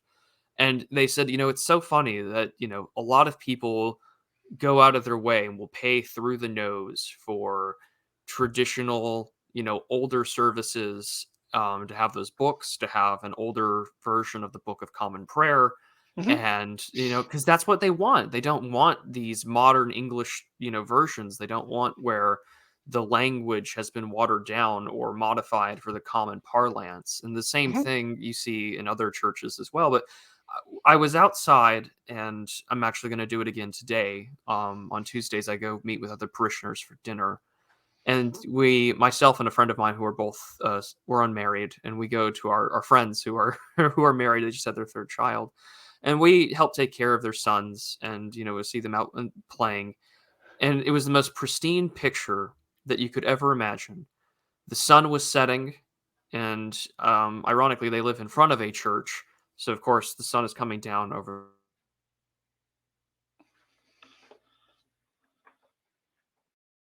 And the only thing I could think of was, this is not going to last forever, and that you should really, it's these sort of memories and these sort of moments where things are going to get, that you're going to rely on these memories and rely on the word when things get rough. And I don't think that that's a far out thing to say, especially when you had just mentioned, like, yeah, there's going to be people that are going to have to rely on one another. I mean, the history of the Christian faith and a lot of converts have been won over by the blood of martyrs. And I feel like that's going to happen again. And one of the books I've been reading as of late has been Father Seraphim Rose's sort of catalog of Russia's catacomb saints, of martyrs and people that had been recently recognized in the 1980s for veneration. And his sort of dedication is just like to persecuted Christians. He's like, today in Russia, tomorrow in America, and I think we're coming very close to seeing that play out in the way that it is. And yeah, I mean, it's a tall order. And I know that this all sounds doom and gloom to the audience, but if you are an actual church going person, a Christian, and you're in these sort of circles, like, you've probably already had these thoughts. And that if that means you're going to be dealing with sort of the underground or a ghetto, as Kruptos has described it, like, that's what it's going to be. And this is where your faith will be tested. And I don't mean that lightly, like, and I will again say this when I'm on Lambda's stream. It's just like, one of the things that you sign up for when picking up your cross and following Christ is that one of those days that may come at the cost of your life and your well-being. I mean, they threw Paul and Silas in prison. All of the apostles were martyred. There have been thousands and tens of thousands more throughout the history of the Christian faith. Um, you know, if you're lucky, yeah, you get to live to an old age and hopefully have a Christian ending to your life, peaceful and unashamed, and with a good defense before the judgment seat. But if you don't, odds are that means that you'll be persecuted, that they will throw you into the courts and into the synagogues, and you're going to have that as an opportunity for testimony. So those are the things that I think are going to be really important for Christian faithful to keep in mind, that as the sort of proverbial noose gets tighter around the neck, that your words that you'll say with whatever oxygen and breath you have left will be the word and nothing else. But Kruptos, I don't know if he just went mute on there because he wanted to do it, or if it was your microphone again. But I there you go. unplugged and plugged in again because the microphone cut out. Um, the it's interesting as you say that. Like, I mean, we joke on our side, like, Austrian painterism and so forth. But for many in North America living today, they there's a certain aspect that they don't understand. So for my grandparents, um, living in the Netherlands during World War II, so as families, um, my families were and my relatives were involved in the underground and helped hide and funnel Jews out of the Netherlands. And there was a great divide in Holland at the time of whether to uh, accommodate or to resist and to fight, right? And so, like you say, you have that at that certain point where, resistance, that there's two choices when you say, I'm not going to surrender, in Smithian terms, right? Well, one is martyrdom and the other is you take up arms. Like, my father was born, for the first couple years of his life, my grandfather was in hiding because he was part of the resistance, and so he could come home occasionally to restock with food and so forth. But that was sort of the reality of the day. That as poor, and part of the reason why they emigrated is because there was nothing left for them. Everything had either been destroyed or taken from them, and so they joined the rebellion and the underground, and they fought, and that's what they did. And we are getting to that point where are Christians going to be part of the underground or not? And you're going to see a live debate. Do we accommodate, or do we become part of the underground? And should we just martyr, or should we actually, what do we do with those in our fellowship who have been involved in violence? And then, like, I'm reading a book currently right now, the ethics of insurgency, right, which is an interesting book because it flips the question around for people, like, so many US vets went to Afghanistan and Iraq, right? And you're on one end of human shields, IEDs, and all the rest of these things, and branded terrorists, or the Muslim fighters there, as animals and so forth. And I thought to myself, this is going to be really interesting when a lot of these men are finding themselves in a position where they're the ones planting IEDs and using human shields, because they're now forced to defend their communities by force of arms, because that's going to flip on us eventually. And so, what do we do with that ethically? You know? Well, that was a big reason why after the first Gulf War in the 90s, what is the big thing that the Bill Clinton, puts into his sort of domestic politics is this concern about militias, the Second Amendment, these anti-government activists, Yeah. and, because you had disaffected guys coming back from Kuwait and Iraq wondering, well, what the hell? And, so like if you look at the case, for instance, of the Viper militia that they like said in Arizona, like, oh, these guys had automatic weapons, they were going to go out and like commit violent acts of domestic terrorism. All of the charges that they had, none of it stuck because the weapon charges didn't stick because they didn't actually have, what they claimed, what the state claimed. And I mean, and of course, we now have a long history of federal confidential informants playing roles with extremists. I mean, there's the kidnapping plot with Governor Whitmer of Michigan. Like, oh, there was a bunch of confidential informants, and like one, like it was the meme, the Spider-Man pointing meme, like federal agent, federal agent, federal agent, some poor autistic bastard, and it was just like so true, in the same way that even now with the Douglas Mackey case. They have a confidential informant who is known as Mr. Microchip because that's his name on Twitter as an anon that turns out to be a confidential informant for the feds. Oh And yeah. it's just like this is what you're going to have to deal with and expect. And yeah, I mean the ethics of what is to come. And I always, as an American, I always sort of like raise my eyebrow when we sort of talk about those things. And it's funny because Charles Haywood was talking about this a few weeks back, where he had said something like, "We're going to see a lot of these political theories get tested because people have guns in America." And I'm thinking to myself, isn't this just the rehashed red state has all the guns argument that we've been talking about for like 30 years now? And we haven't ever seen anything take place outside of a few standoffs. And it's always just I'm always very skeptical, maybe as a gun-toting American, where I'm just like, I don't know how well we've done that. I mean, we got Waco, Ruby Ridge. I mean, we've had a few wins with the Bundys doing their standoff, I think, with the Bureau of Land Management a few years back. But man, they get so trigger happy to call people Y'all Qaeda. That's one of my favorite Oh yeah. ones.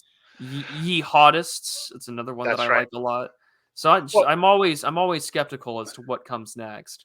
and this is another popular spectator sport on the right, is to projecting what what the troubles are going to look like. Is it going to be like North Ireland? Or is it going to be like the IRA? Is it going to be is it going to be outright civil war, and so forth? And part of the problem with a lot of these theories is nobody really knows. All of them are possible, but none of them are going to happen as long as things are still working as well as they are now. Like Yes. um, like we went last summer to Europe right in the middle of the farmers protests, and they were happening all around us, and the signs were there, the farms were there, because we were like, our friends live right in the middle of farm country, right? So it's it was like your next door neighbors are now dissidents, you know what I mean? But Yeah. um it's it was also a thing while you were driving around, and you're thinking that all of this dissident action is happening, and yet, I just went to Gouda to see a cheese festival. And we just went to the Efteling to ride roller coasters for 2 days. And you begin to realize, while you're on vacation in a foreign country halfway around the world, well, for us, it's the homeland, halfway around the world, that, um, life is still too good for too many Well, I mean, you for saw that for with political troubles to really happen. well, you saw that sort I'm sure you saw that little famous video clip earlier with all the protests going on in Paris, and then you had like the middle-aged couple that were just having coffee out on a cafe table, Oh, while the street was on fire. Like it, things have to get bad really, really, it really oh, quickly for that to yeah, happen. it was interesting because my daughter was on a school trip during the most recent ones, and I kept joking, so you didn't go join the crowds and burn an effigy of Macron, and that, like, and then like my mom and dad are like, "Are you serious?" Oh yeah, that's what the call you want to get from the French jails are a lot less friendly than North American jails, right? But they was happening. So my daughter is texting me, and she's like, "Dad, it's so beautiful here. It was a perfect day today," and you're thinking like, yeah, there's riots happening and they're setting fire to half of the city, and yet there's um, a foreign visitor here just texting home, telling her parents just how beautiful Paris is and how lovely it is to be. Well, I can relate to that wholeheartedly because in the 2016 election, I had to go to a conference in Philadelphia. Now, Pennsylvania went red that year Yeah, for Trump, but yeah, Pennsylvania did, but Philadelphia is like the blue city holdout, the city of brotherly love, where all sort of electoral shenanigans happen. But they were rioting. They were so upset that Trump had won the election. And you know what all of us at this convention did? We grabbed our drinks, we took them outside, we smoked our cigarettes, and we followed the lights from the police helicopters and the news choppers and followed the rioters and just watched and drank and smoked and had a like a good spectator time sport. like a spectator sport watching these people riot and shimp out over the fact that Hillary Clinton isn't going to be the next president of the United Uh, States. And I'm like, I hold that as a memory because I'm like, I'm never gonna get that like that. They'll never take that away from me. They'll never take away how good I felt. That yeah, Schadenfreude. But at the same time, I'm like, I was watching rioters just like destroy city property because they got upset over an election result. And I'm sitting there drinking and smoking and having a good time with friends. And yeah, I'm like, wow, like I'm participating in that sort of spectator sport. And it's just funny to think about like, wow, like what would animate me to do that, and and um and it's and just a crazy thing to think about because nowadays, because that was 6+ years ago now. It's just like, well, I would hopefully be at my church making sure that parishioners are okay and that people are being safe. And if they need medical assistance, we can provide it. It's a lot different now, oh yeah. my mindset. Well, and I still think that if troubles are going to happen, I put out a tweet the other day, in Spenglerian analysis, to say, you know, we all have these expectations of what quote unquote Caesar is going to look like, right? Well, Caesar's not necessarily going to have gold armor on and ride up on a horse, which is kind of, I think, the mental image. You know what I mean? It may not even be like Boris Yeltsin riding a tank into the city. Um, but what if Blue Caesar has already been and gone in FDR? Right, and then you sort of track out sort of the number of years after Caesar, and we're right on the cusp of, if you track like sort of that number of years out from Augustus to the next group. I mean, you look at all the emperors. There was like Nero and Claudius and everything, and you think to yourself, well, we've had a couple of like a Neros and Claudiuses, in between. And then you had your five good emperors, about 60 years or so, and then after that it was over. It was the end game after that.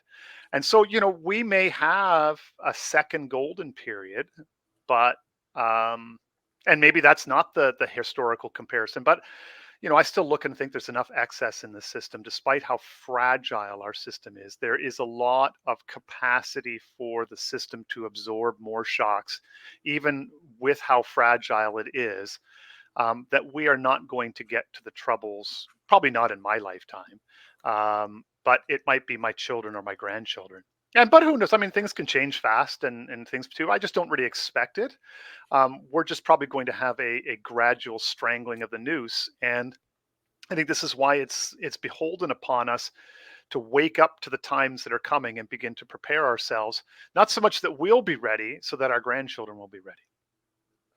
Yeah, absolutely. And I think the other thing too is that what are we called upon? I mean, this is the whole big deal with the discussion in the gardens at the Mount of Olives. Is just, are called to be vigilant for these things. There's Christ has said he will return like a thief in the night, and that we are to watch and be vigilant for all sorts of things. And I tell this is a thought that I've told others. It's just like, look, on the whole, there will be wars and rumors of wars and famines and pestilences. It's just like, if World War II, the bloodiest conflict in human history, was not it, that signified the return.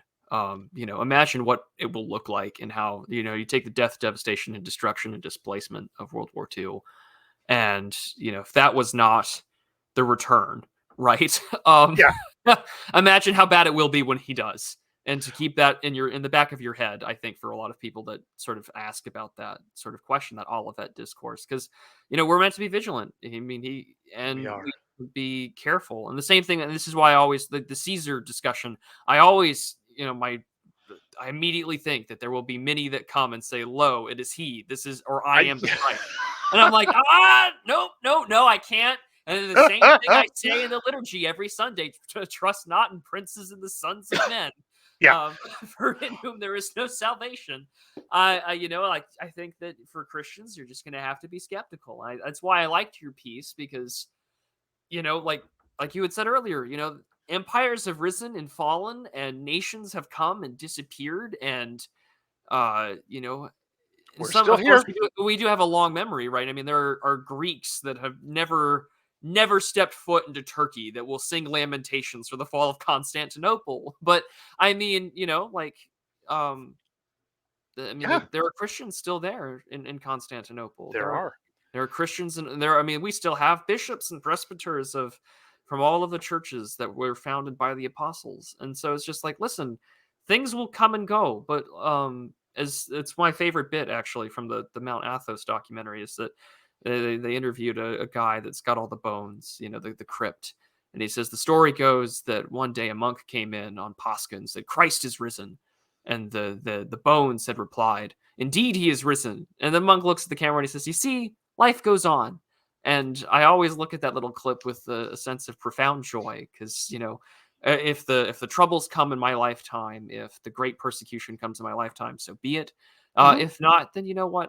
Life goes on, and I will continue in the eternal liturgy on earth at all times. That is to praise God. And I think that that's sort of the mindset I think we need to take away, regardless of your faith tradition or denomination. That, look, um, this is a part of a long-standing historical event when it comes to Christians. You are in the world, but not of it, and you seek a kingdom that isn't of it. And you kind of already you have a whole Bible, you have a whole bit of scripture of the New Testament, the history of the Christian church, that tells you exactly what has happened and what to Mhm. expect.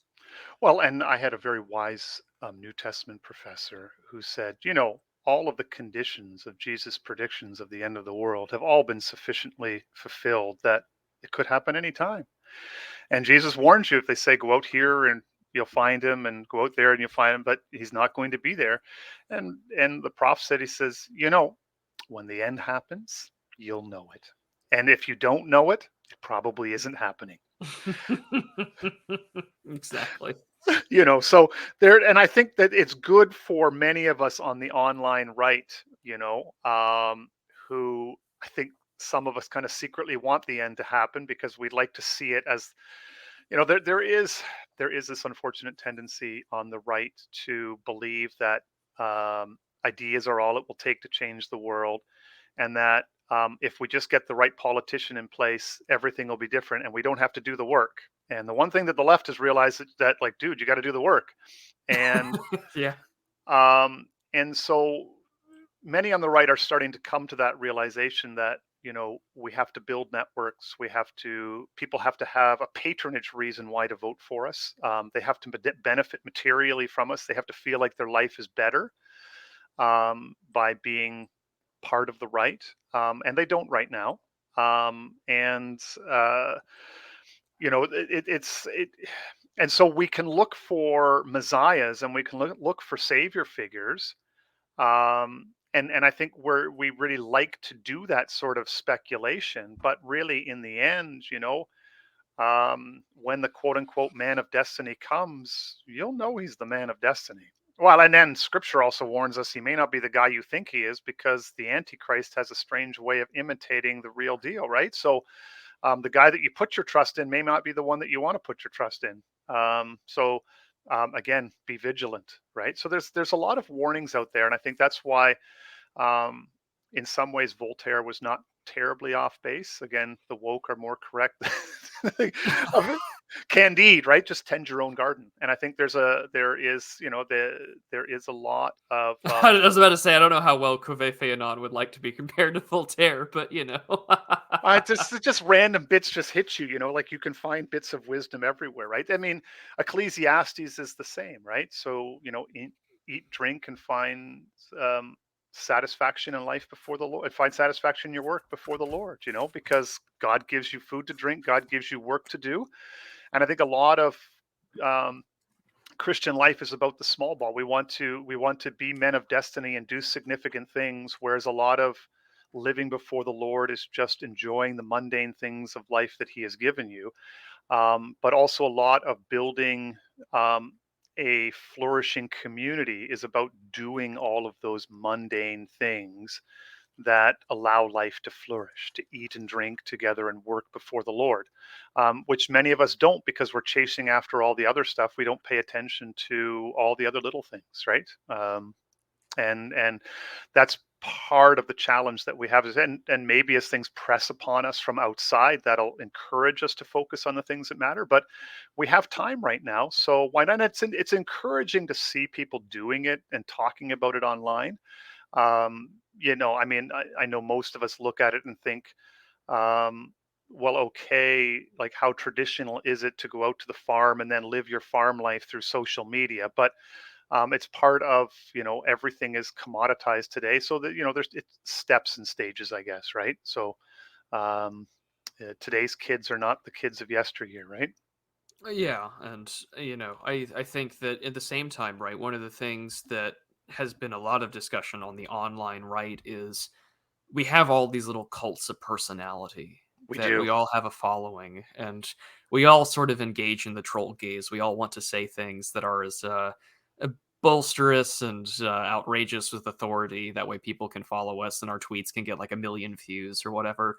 But one of the things that I do like, and I know that not everyone likes them, but one of the things I really do like about sort of the right wing bodybuilder bit is Mhm. because they're focusing on making sure you're healthy and to make sure Yeah, that you're not like that's a good use of your influence. That's a good use of your it is. strength and your talents and your wisdom. And if you can develop a following that is making a bunch of jacked guys that want to, live healthy and to make sure that the things that you put into your body aren't poisonous, then like that's a great use of your talent and your time.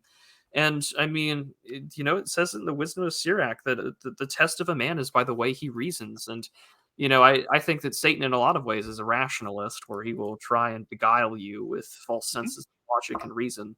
And I mean, that's why the serpent was the most cunning out of all the animals in the garden. And I just, I think that we have to be very careful with how we think about things. That we as Christians, we are called by what God commands us, both in by Scripture and what Christ in the Word, and what our churches are telling us to do, and that we should be, reasoning out every day, like, what am I doing to serve the Lord? And we are we're called to ask that. I mean, so, whether it's in the Psalter, whether it's in Ecclesiastes, not only are we to make a joyful noise for the Lord, but we are to serve him. And we shouldn't be trying to be, there's a reason why Jesus and God doesn't have a thing for lawyers, like when we try and test him, like, well, what shall I do to inherit eternal life? Well, you already have the answer written down, and we have to do it. And if that means it has to be done in ways and means that are appropriate for the age, then so be it. Well, yeah, and I think like like, by the way, I really enjoyed your troll gaze piece. That No, was really thank good. you. The but I think like, and this is why too, even though philosophically in the end, I would part ways with um, you know the right wing vitalist crowd. You're absolutely right in the sense that it has this idea. It's in Jordan Peterson's good phase. The idea of clean up your room. That there is a sense that even for Christians, there's a certain sense at a certain time, push comes to shove, and you have to start working out your faith with fear and trembling. And that you are in Christ and a new creation. Well, that's good, but why can't I see that, right? So you have to begin doing the things that reveal that in life. And part of that, yeah, a thing of that might be you are an embodied creature. So take care of your body, take care of your spirit.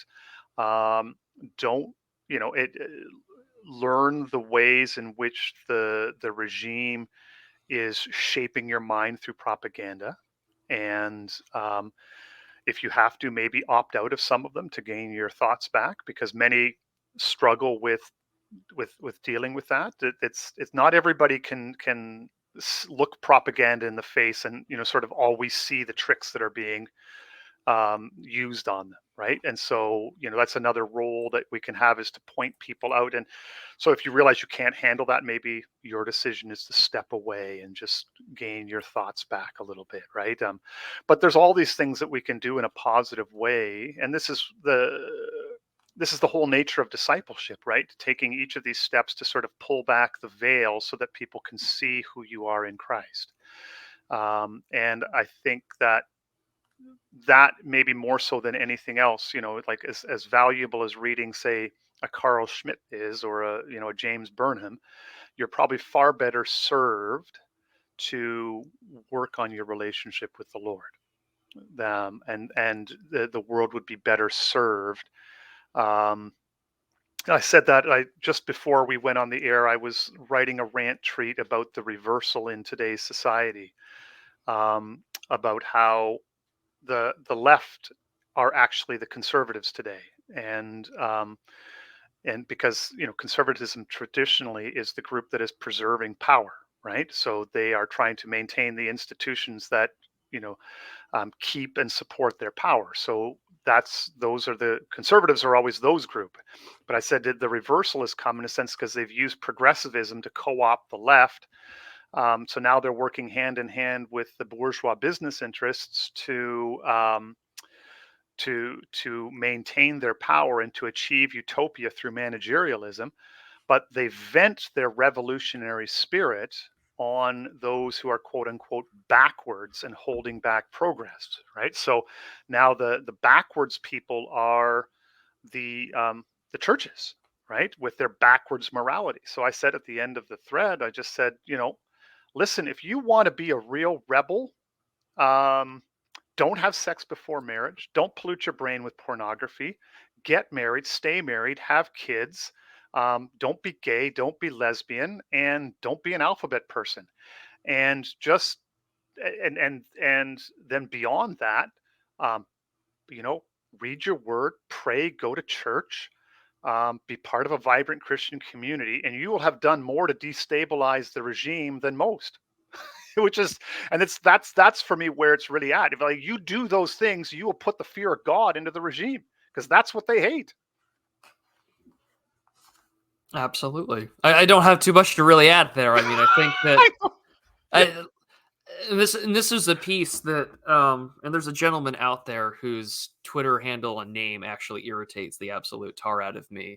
But he goes by PCM Christ, or please call me Christ, which I will never do. Oh wow. Yeah. Yeah, That.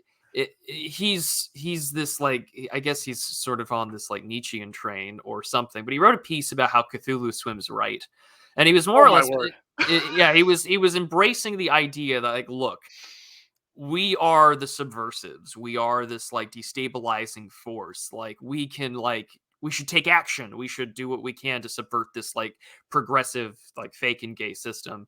I'm all on, like, okay, I get where he's coming from. I get the message. I'm somewhat on board because like yes, in a lot of ways we are, and I have a whole video on this on my YouTube channel called The Hegemon and the Revisionist, because I'm borrowing from international relations terminology, where Yeah, yeah. like the ruling progressive dogma is the hegemonic state. We as conservatives, reactionaries, Christians, we're all these little revisionist states that want to make the world based and want to make it better and want to make it Christian.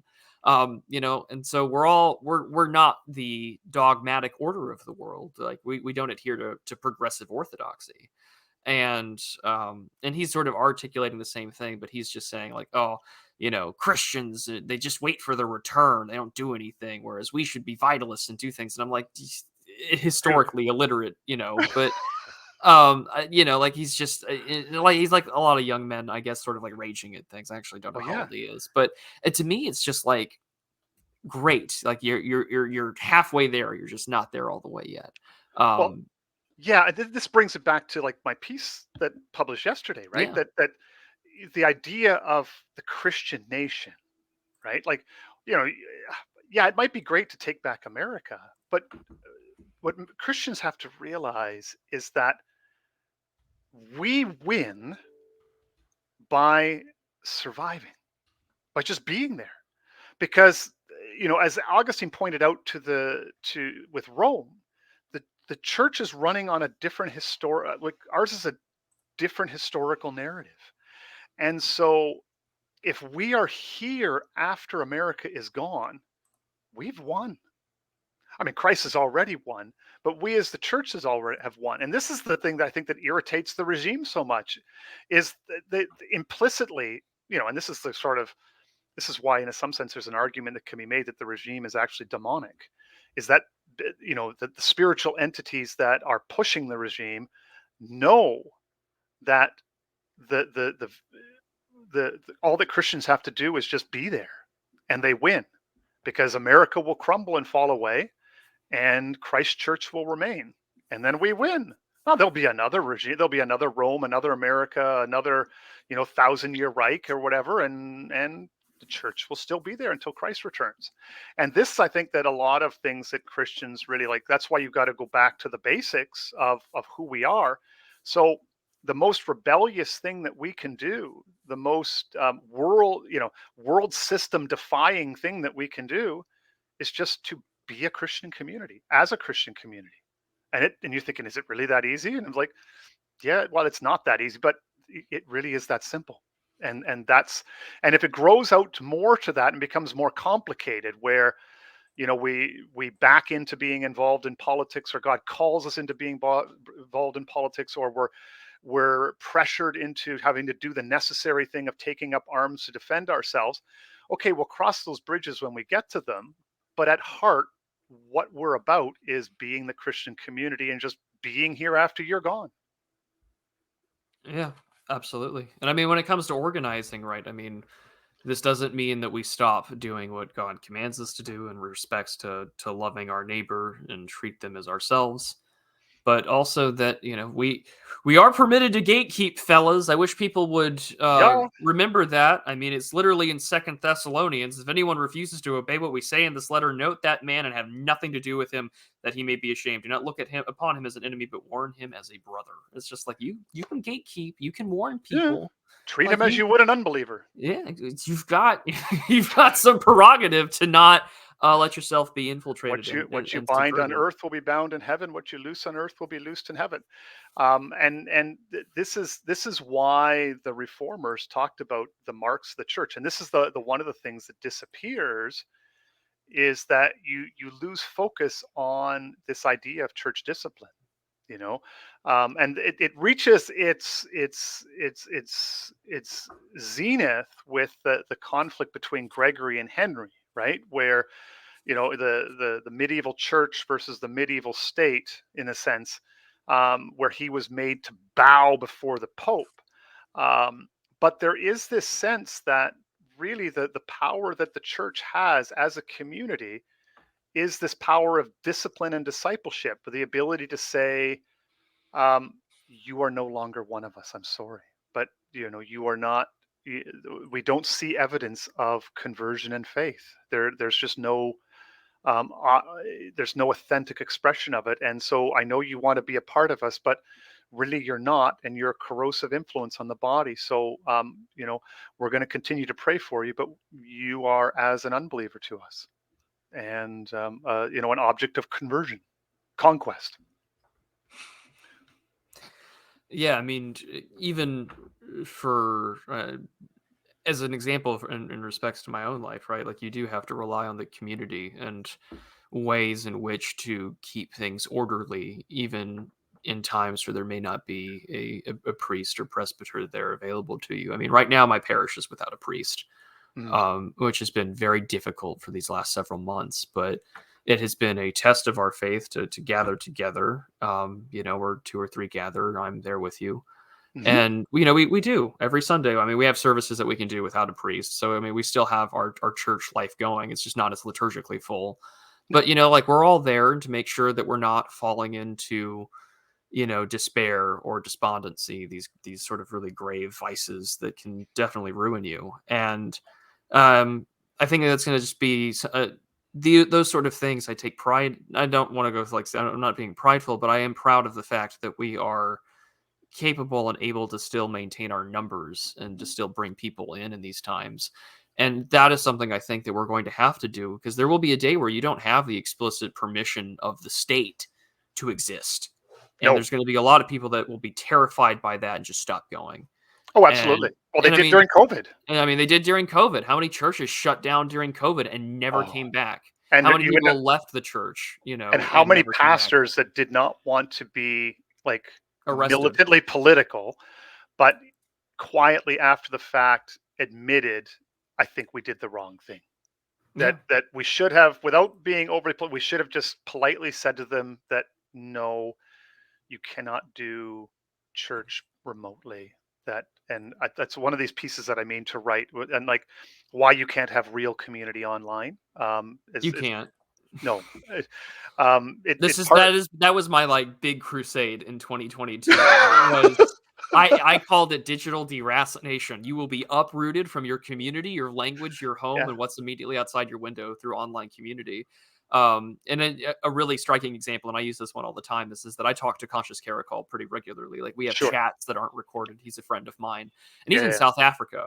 yeah. And he had said what really strikes me is concerning about like the internet is like I think he said he was like in Johannesburg or Pretoria, and he's just like there was someone that looked like me, a boar, and he's like, but he was speaking perfect Americanized English, and he was on his phone, and I was just like, I felt gutted, and I was like, I would be too, that's a terrifying thing to think about. That halfway around the world, somewhere in South Africa, someone is speaking perfect Americanized, millennial English speak, Hmm. and terrifying. And so, yeah, you can have a facsimile of a community online, but this is why in my circles it's always about what we call basket weaving, having people meet IRL that are like-minded, that isn't Hmm. explicitly political. You need to have friends and things like that. Well, yeah, and we do that with ourselves. We have like a number of groups. That like one is a church group and one is just a friendship group that just regular like once a month we gather together, about 20 of us, and do different things. It's but the the reasons for this are largely like theological, and for me it was actually Orthodox, Vladimir Lossky, Orthodox theology that taught this to me. But the argument that like when you think about human nature from a Christian perspective, that we have a shared human nature, and this is the medium by which the sacre or the that grace flows to us in like sort of hard line. It flows through, like Athanasius, what is not assumed is not redeemed, right? But there is more to us than just our human nature, and so there's all these qualities that we share with other beings. But there is this thing that makes us uniquely ourselves that cannot be put into any other form, It can't be put into words or language. You can't box it into. This is the problem with stuff like uh, Myers-Briggs categories. Is you take human nature and you use it to divide people up and separate them, rather than, like, all extroverts share a common trait that makes unites them rather than divides them, right? And so, but so how do you then connect with somebody? Well, Spengler talks about this too. It's felt more than it's talked about. So you look them in the eyes and you know that you understand them, because language can have such different meanings, all these things, but in the end, there's that sort of eye to eye, soul to soul connection. And you can't have that remotely. And so there is always a piece of, communication online can be rational, it can be through words, you can use images, but you cannot connect spirit to spirit online. Like that final connection has to happen in real life when you look each other eye to eye and you are bonded spirit to spirit in that sense. And that's really the difference. And that's why you can't really build a community, and you can't have the community of Christ over a Zoom call. It just isn't the same. You have to be there as a physical body in the building together, worshiping as one community, sharing the same spirit. Absolutely. I mean, you can't have. Yeah, I mean, it's the same thing with politics, or the same thing with. And this is the thing I tell people all the time. I said, if you're on your phone 24/7, or if you're a solely online consumer and you're sort of engaging in digital escapism, there's going to come a point in time in the day where you have to turn off your phone and go to bed. Mhm. Are you happy with the reflection you see on the screen of your phone when you turn the phone off?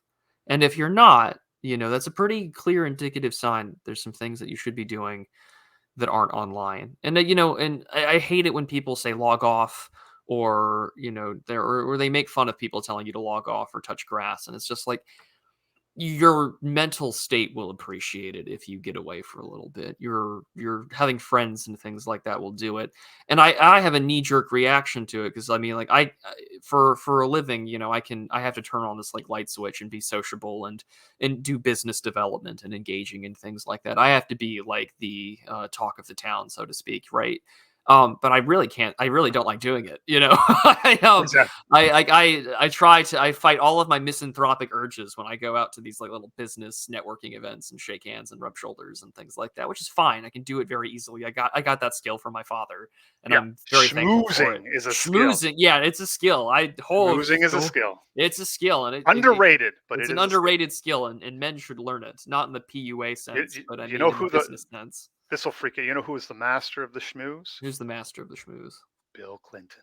Oh yes. Oh Yeah. yes. That man was the like, if you wanted like the quintessential definition of the schmoozer, it was Bill Clinton. And then I saw an interview once on, like, and I had to have to When admit he that was it's on like, Arsenio Hall, like the way he just like could smoothly do everything on there. I'm not talking about like the saxophone playing, but the way yeah, he yeah, yeah. just talked to him.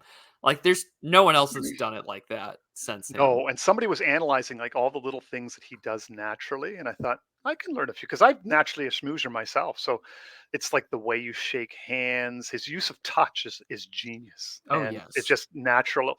So I've sort of just like, oh, The yeah, I can do some handshake with the other hand on the arm, or the arm, shoulder, and just where yeah. you put it on the arm can tell you almost everything. Like, you could read Bill Clinton, you can tell like how important the person is to him, and the level of schmooze by where the arm goes, like where his second hand goes. Yeah. Right? It's so it Yeah, it's a thing. So I enter, but it was just sort of popped in my head like, oh yeah, this it's from a person on the right to think I'm a schmoozer, and the schmoozer is like, it's Bill Clinton. Without the body count, or the Yeah, or without the the body. or the kill count, That's right. if you want to learn from somebody, but not all of the lessons, Bill Clinton, like There you be dragons. there, yeah, right. Out of the way, Rolo Tomasi. I'm learning from the real OG pickup artist, like. Oh my word, yes. Yikes. And I say this as someone who owns a copy of the Rational Mail. That's I read that in college. I'm not going to lie. I have a more licentious past than I like to admit. But I have read a pickup artist, but I forget the title of it now, but I did read one once. And these, yeah, if you want to do it, you can. Yeah. But and one of the things that I'm very thankful for that skill though, this sort of talking and schmoozing bit, because it's just like um it sort of makes you realize when you have to deal with like making friends in personal life where you're just like, oh, I don't want to do these things. Like Oh yeah. when Gio and I started doing the Digital Archipelago, I picked Thursdays for the sole purpose that I would have an excuse to not go to this book club I was invited to. And um and I had admitted to him a few weeks ago. Actually, no, it was last week, and I just told him I said, in the spirit of forgiveness and confession, just forgive me as I tell you this like horrible, like I said no to your book club invitation because I moved the podcast to Thursdays, so I had an excuse. And now it's set at a regular time to where I could go to this book club, so I'm going next month, and it's just like, Oh, there you go. he's just like, really, and I was like, yeah. I don't feel good about it, but I know that I need to be more integrated in the community. I shouldn't be like this standoffish person. And this goes, and if this is something that I have to deal with, odds are I know that my audience does too, to some extent. And I think that, that applies to all facets of your life, and especially your church life. You can't just go to a live stream service on your phone or No. your computer. It's not there. You need to be in person. You need to be there and worship. So you're feeling things, and I don't mean that in a charismatic sense, but I mean like there are prayers that are said during the liturgy for us that just move me to tears. Hmm. And it's the same liturgy I've heard all the time, whether it's the Yeah. liturgy of St. John Chrysostom or St. Basil the Great, like I've heard them all multiple times throughout my life now, and it's just they still move me to tears. Like you don't get that from a live stream service. Like you have to go. You have to Yeah. commune with your fellow parishioners or your fellow churchgoers. Otherwise, what are you doing with yourself? No, and I mean, partly because this is where my parents go, but we go to a church that's a theater kids church, right? So it's I know the pastor. We went to school together and stuff, so that helps too a little bit. But um, even so, um, for all that I might chide the church for the things that it is, we were there on Sunday, and you're sitting in the seats and praising, and just realize that the Spirit of God is here. I can feel him. And you're like, yeah, even in a theater Oh, kids church, the Spirit of God can be here. wow. Where is it said that grace can be found in unlikely places? Yeah. Well, Um, somebody stood up also and gave an alpha testimony at how he was a Muslim and came to Christ. And you're sitting there thinking, like, oh, okay. praise God! Yeah. And you're sitting there thinking, like, ah, yeah, okay, it's a secret church and this is not how I would do it. But you know what? Just a Muslim coming to Christ. It's that's a pretty that's a good. big that's a pretty big W in my book. I'll take That's that any day exactly of the it. week. That's exactly it. So I'll just keep my criticisms to myself over here, and my Absolutely. wry observations about the technological church and blah blah blah blah blah. And I'm just like, yeah, you just do more of that and keep that coming, and I'll be fine. I'll get over myself. um, I- that's such a wonderful thing to hear. That's so Yeah, good. Well, we've been talking for about 2 hours now. Is there yeah. anything else that you wanted to cover or No, address? no, I Or think we're fine. We've gone on for a long time, and this way we leave this way we can leave something for a future thing. that is It's been. that is true. One of us will write another essay, and we'll just DM each other and figure something else to talk Let's talk. We about. need to talk about this. That's good. Yes, I'm yes. glad I'm glad I did have the incentive, like being a procrastinator, having a deadline, the incentive. And my wife is like, "Are you coming upstairs yet? Like, want to sit and watch TV?" I'm like, "No, no, no, no. I've just got to finish up here." And I'm like, "Yeah, I'm writing this secret article for things so I can get it up and talk about it on this podcast that I'm not telling you about tomorrow." Yeah, no, I do Yeah, yeah, feel yeah. you because I've got like a million drafts in Substack that I tell myself one of these days I really need to finish these and have Yeah, I people know. So like maybe this I is should tell my podcast friends like, hey, tell me to write about this so I can go up and talk about it. That way I have a reason to finish it. other than of course, like, I'm giving stuff to the patrons and things like that, but it's just like, yeah, I really need to finish these because like I have projects that are like more or less almost Yeah. finished that just need to be edited, and I'm like, oh Lord, I need to help me, help me, I need to finish these. It's interesting Uh, that you mentioned patrons because I know Substack puts on automatically now sort of the pledge alerts, like would you pledge this thing? And you don't really, but I had somebody clicked and said they would pledge $8 a month for my, and I'm thinking like, oh my word, I've never really thought about actually monetizing what I do because I have my bills are paid. I don't really need the money, and I don't want to have the confusion, the whole thing of am I writing to my audience, to am I risking the revenue stream and blah blah blah, all those kind of questions, right? yeah. And but all of a sudden it hit me like, wow, somebody would actually pay for what I'm writing. And I'm like, interesting. I'll have to think on that a little bit. I had a genuine moment. I live out in the sticks, and so I Yeah, went out and I go out into the woods and I pray there because it's just sure. better to not be. It's my secret place is out in the Exactly. woods, and I was walking to it and I just thought to myself, oh my goodness, I was with the last episode of the Digital Archipelago at the time of this recording, we talked about Joe versus the Volcano, Sleepless in Seattle, and You've Got Mail, three Meg Ryan, Tom Hanks movies, and Oof. people gave me money to talk about that. I am so blessed. Like, God is good. I was just like, oh, God is good. Like, I get to do this, and people wanted to pay and ask questions talking about three Meg Ryan, Tom Hanks rom-com movies. Like, I was just like, praise God in the highest. It's Yeah. just joyful over something that seems so inane, but those are Well, the blessings you have at this time. that's right, because it makes up for the fact that Geo must be punishing you for something. I don't think I honestly, and I will say this because this part will be on the air.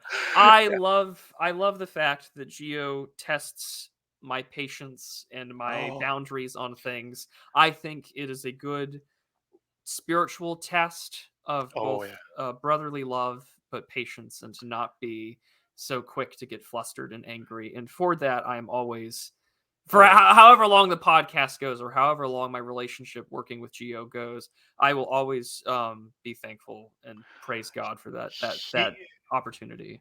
he is a good guy who's underappreciated on the right. I think largely because even though he does get paid for it now and does monetize, that he has like a spider web. He's at sort of like a spider at the center of this like vast web on the right, and like everybody talks to him, everybody knows him, and he just like there's very few people that he actually bashes, and he listens, and he has a lot of fun, and he just like I just recently listened to you guys pods talking about those three the gay lifestyle films from the 80s. Oh, the Teen Apocalypse trilogy. Oh, that Oh yeah, my, that was a real test of my. I was like, and I'm why am sitting I there thinking watching like, this? oh my word, poor Prue. I'm like, wow, those like, but at the same time, like I remember too, like I had to read Feuerbach, right? There's a point in time that for the like I'm never going to watch those movies unless you make me, because I'm just sitting there thinking Yeah, like, yeah, I'm not. That's not. I don't want to do that to myself.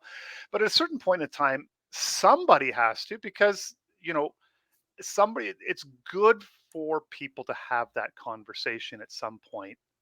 Maybe on the other, I had the conversation, so you don't have to. well, exactly right. One of the things that we wanted to one time do, Geo messaged me. He's like, "Hey, we should. I don't know how we could get this monetized, but he says I kind of want to. I want to go over Mother by Batier, and we'll have like one of our writer friends come on." And I started reading because it's a short story, Yeah, and yeah, if yeah. you don't. I don't know if you know it, but I was reading through it. And I was just like, Geo, no! Like, this is so adamantly disgusting. Like, why would you want to cover this? And he's like, I don't know. I think that there's something there. And I was like, there probably is, but I don't know if you could get that monetized on YouTube, buddy. Like, oh my gosh. And I finished reading this story and I was like, Geo, like, why? Like, and I read it and I'm like, that's in my brain now. I can't take it Oh, from me. I But I'm know sure it's one day down the line on the Digital Archipelago, we'll cover that story. I just well. don't know how to do There's a it. reason. There's a reason why people rubberneck at car accidents too, right? So Absolutely. that is Absolutely. probably that is probably the one that'll do big numbers, because it's like you're going to read that and talk about it. Like, oh my word, I got to pay for that. Yeah. Yeah, absolutely. Kruptos, thank you so much for taking the time to speak with me Hey, this no, thank you morning. for having me. I'm really glad that you messaged me, and hopefully, you and Gio have been very kind because I was on the verge of a big account, then blew that all up because of some misguided idea that I had to. It was actually good for me to get away, and now that I'm back again, I'm rebuilding things. It's nice to get a hand up from you guys and to Yeah, I mean, I talk. don't And have the Bird app installed on my phone right now I know for for the same Lent. reason. Yeah, yeah, yeah. Yeah. So I've been it's A been little bit. it's been so liberating. It is like, and like I timed it in part for my return because Gio and I talked about it, and again, it was that one thing he said to me, being afraid of success, and I think that part of it is, um, I asked myself, was I afraid to do the work of mastering Twitter? Was it just easier to walk away and quit because it gave me an excuse not to face the fact that my Substack and my Twitter account were getting to the point where they were successful, and now I have to manage that. And so, I'm thankful I had a couple of slow weeks, but it looks like busyness is returning. And so now I've just got to consciously engage in the. So I had the luxury of being able to volume post the last couple of weeks, but that luxury is going to be taken away from me a little bit. And so now you have to deal with I have to deal spiritually with the very addictive nature of Twitter and just say, no, I got to do other things right now. Yeah. And that's fine. Well, where can people find your work? They can find it. I have, and that's another whole story. Apple Kek Ruminane. That's my own self own at Proton at Substack.com. Or they can find me on Twitter. I now have _@ Kruptos, and then the link will be there to my Substack. And welcome aboard. And I'll keep saying what I want to say, regardless of whether you follow me or not. So, um, Yeah, I mean, I had noticed that you had been in the comments or would like things from what I wrote on Substack, and I was like, I really need to start, because anytime I notice that someone writes something on Substack, like when they comment, I'm like, oh, I need to read what this person writes, because if they're also blocking like I'm blocking, and they're somehow reading me for some ungodly reason, I don't know why. I should probably read what they have to write. It's probably better.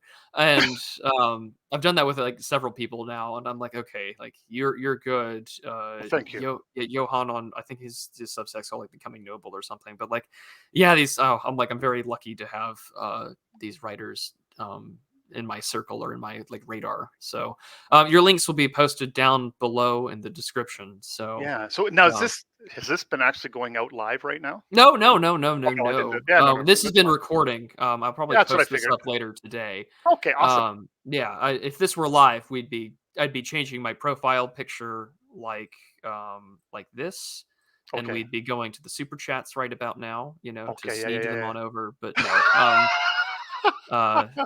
There we go. or if I'm exhausted, right, I'll put this one on when Oh Gio's yeah. going on a long rant. I've got to get a logo up to put on my thing for when I get Yeah, there. yeah. I Yeah, I mean, should you do. can. I haven't played around with this app too much, but maybe after. So I should, maybe sign up and make an account, and then I'll be able to do some of this for next time, so I can have because I picked an image that is very identifiable, and people have identified and asked me actually about, where did you get that? Where did you get that? And so that's sort of, once you've got an identifiable quote unquote logo, just to hang on to it.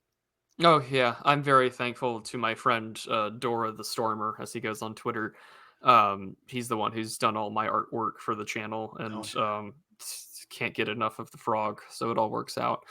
But again, thank you, Kruptos, for coming on. I will also have your Substack piece linked in the description as well, for where Awesome. people can find you and what we've been talking about today. And I hope that we have another conversation again soon. So Yeah. I guess that Looking means forward to we it. we, we both have to write more. We both have to write more. So yeah, they're good. And hopefully I'll have Yeah. time in the next couple of weeks. And I'm trying to get a piece a week, but that's about it. Yeah, I mean, that's why I forced myself to start doing what I call observation notes to keep me Yeah. writing every other week. That way there's content constantly. It's sometimes what happens is you set yourself on writing something, and rather than just abandoning it and moving on to something easier, you push through. So instead of being like 1 week, it takes 3 weeks to get the piece out because it's just like, oh, this is just not coming to me. Oh, I know. This is why also I get lazy, and like there's an essay that I have a few bullet points on. I'm like, this is just going to turn into a fishing video because I can just impromptu wing that. And um, I love it though because I get to combine fishing with my video stuff, Oh, so it's there you just go. like it all works out, and the fishing videos will continue until the view counts improve. So You will watch. you You will will watch the watch. fishing videos. By Yes. God, I'm going to keep making them. I should have another one out soon, actually, so it all works out. But Awesome. again, thank you for coming on, You're very welcome. and we'll see you all next time. We'll see you next time. Take care. Yep. Bye bye.